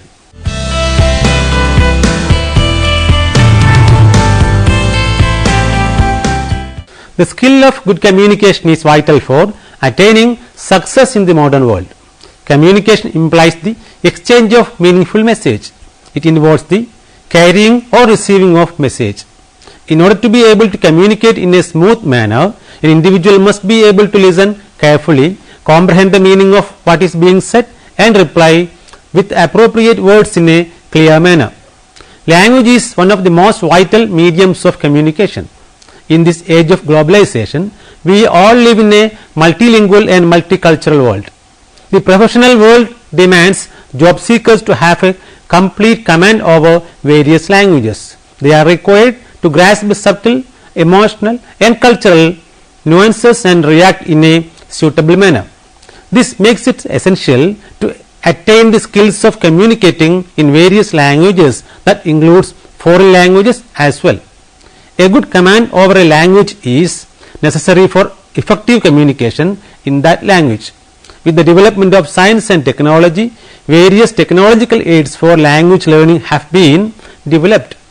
A language laboratory or language lab is one such technical innovation that plays a vital role in the language learning process. In this unit, we will know more about a language laboratory. we will discuss the various features and the working of a language laboratory. We will also explore the various kinds of language laboratories as well as the advantages and limitations of this language teaching aid. What is a language laboratory? A language laboratory is an educational tool that facilitates the learning of languages. It is a place where a student can practice with the language that is taught in the classroom. Learning a language involves the 4 skills of reading, writing, listening and speaking. A language laboratory is a technological aid for learning that helps students to achieve this aim in an effective manner. It can be said that the invention of language laboratory is a significant development in the domain of communication. Such a laboratory is equipped with various advanced facilities and technical components that assist in learning to speak a language fluently. The language laboratory creates an easy atmosphere where students can learn and improve their skills and command over a language. The use of various digital, multimedia and interactive devices in the laboratory makes the learning process much easier for the students. It helps the students to correct the errors of sound and structure and to develop fluency in the language he is trying to master. A language laboratory has number of objectives. The language laboratory is a teaching aid that facilitates the learner to master a language. The main objectives of the language laboratory are to teach the student how to communicate with the native speaker of the language in an effective manner, to equip the student with the skills necessary to understand, speak, read and write a foreign language with speed and ease, to enable the student to have command over the language through correct pronunciation, intonation, fluency and accent that is as good as the native speaker of the language, to provide an environment where students can imitate and practice their skills in a language at their own pace and without any disturbance. What is the significance of language laboratory? Language laboratory is of vital significance in the context of communication. It assists the learner to use technology efficiently to communicate in an effective manner. It is a teaching aid that can be utilized for learning a number of languages effectively. A language can be mastered only after developing the sensibility for the sounds and rhythm of that language. A language laboratory helps students to achieve this purpose. It equips a student with the devices that can be used to listen to the best samples of a spoken language. Students can practice and imitate the intonations to have a complete grasp over the language. The significance and relevance of the language laboratory can be stated as below. It is a modern and competent tool designed for teaching any language. It assists in learning and mastering every aspect of phonetics of a language with clarity and accuracy. It is an effective communicative training program that is not confined for the use of students in schools and colleges alone. The language laboratories can be used by the general public, people working in the private and corporate sector, or anybody who wants to learn a new language fluently. The language laboratory can be used by experts to create, edit and generate scientific and technical materials for teaching language. It utilizes computerized, multimedia and interactive devices that generate interest among the learners to learn the lessons.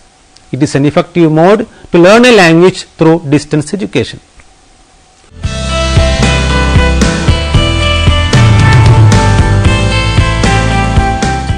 You have already understood the meaning and concept of language lab.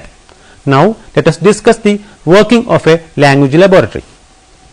The concept of language laboratory is new in India. Here laboratories have always been associated with practical classes of science subjects. Hence the use of a laboratory to learn a language seems to be a strange idea at the first instance for many people. However, it is a well-designed technical aid that helps in the teaching of a language in an easy and effective manner.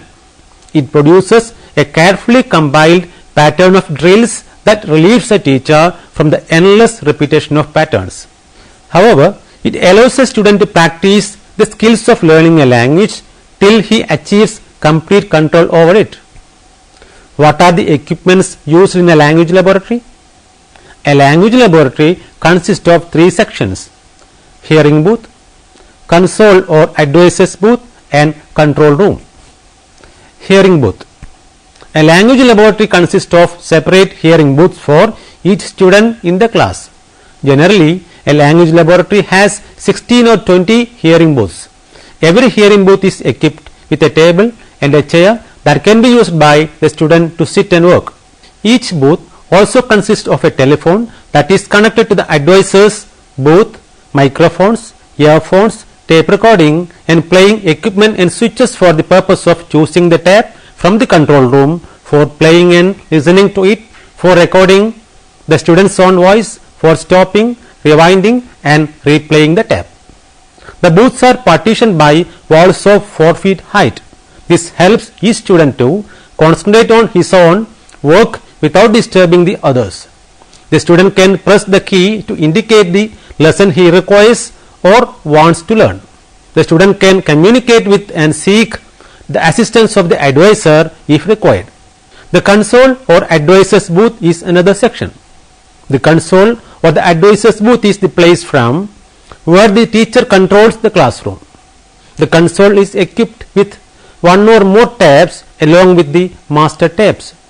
The console also consists of special equipment that helps to monitor the students, compare their performance with the master tape and make attempts to improve their performance till a satisfactory level is reached. The console permits two-way communication between the advisor and any particular student. The console also has a number of switches. These switches are distribution switches. Such switches are used to direct the recorded program or master tapes to the students sitting in the different hearing booths.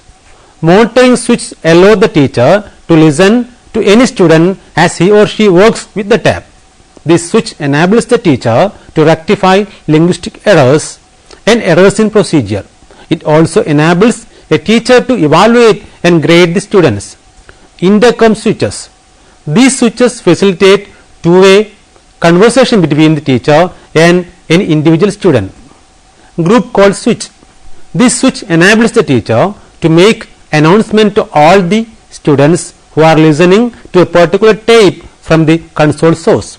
The teacher does not have to make individual announcement to each student under such a circumstance. All call switch.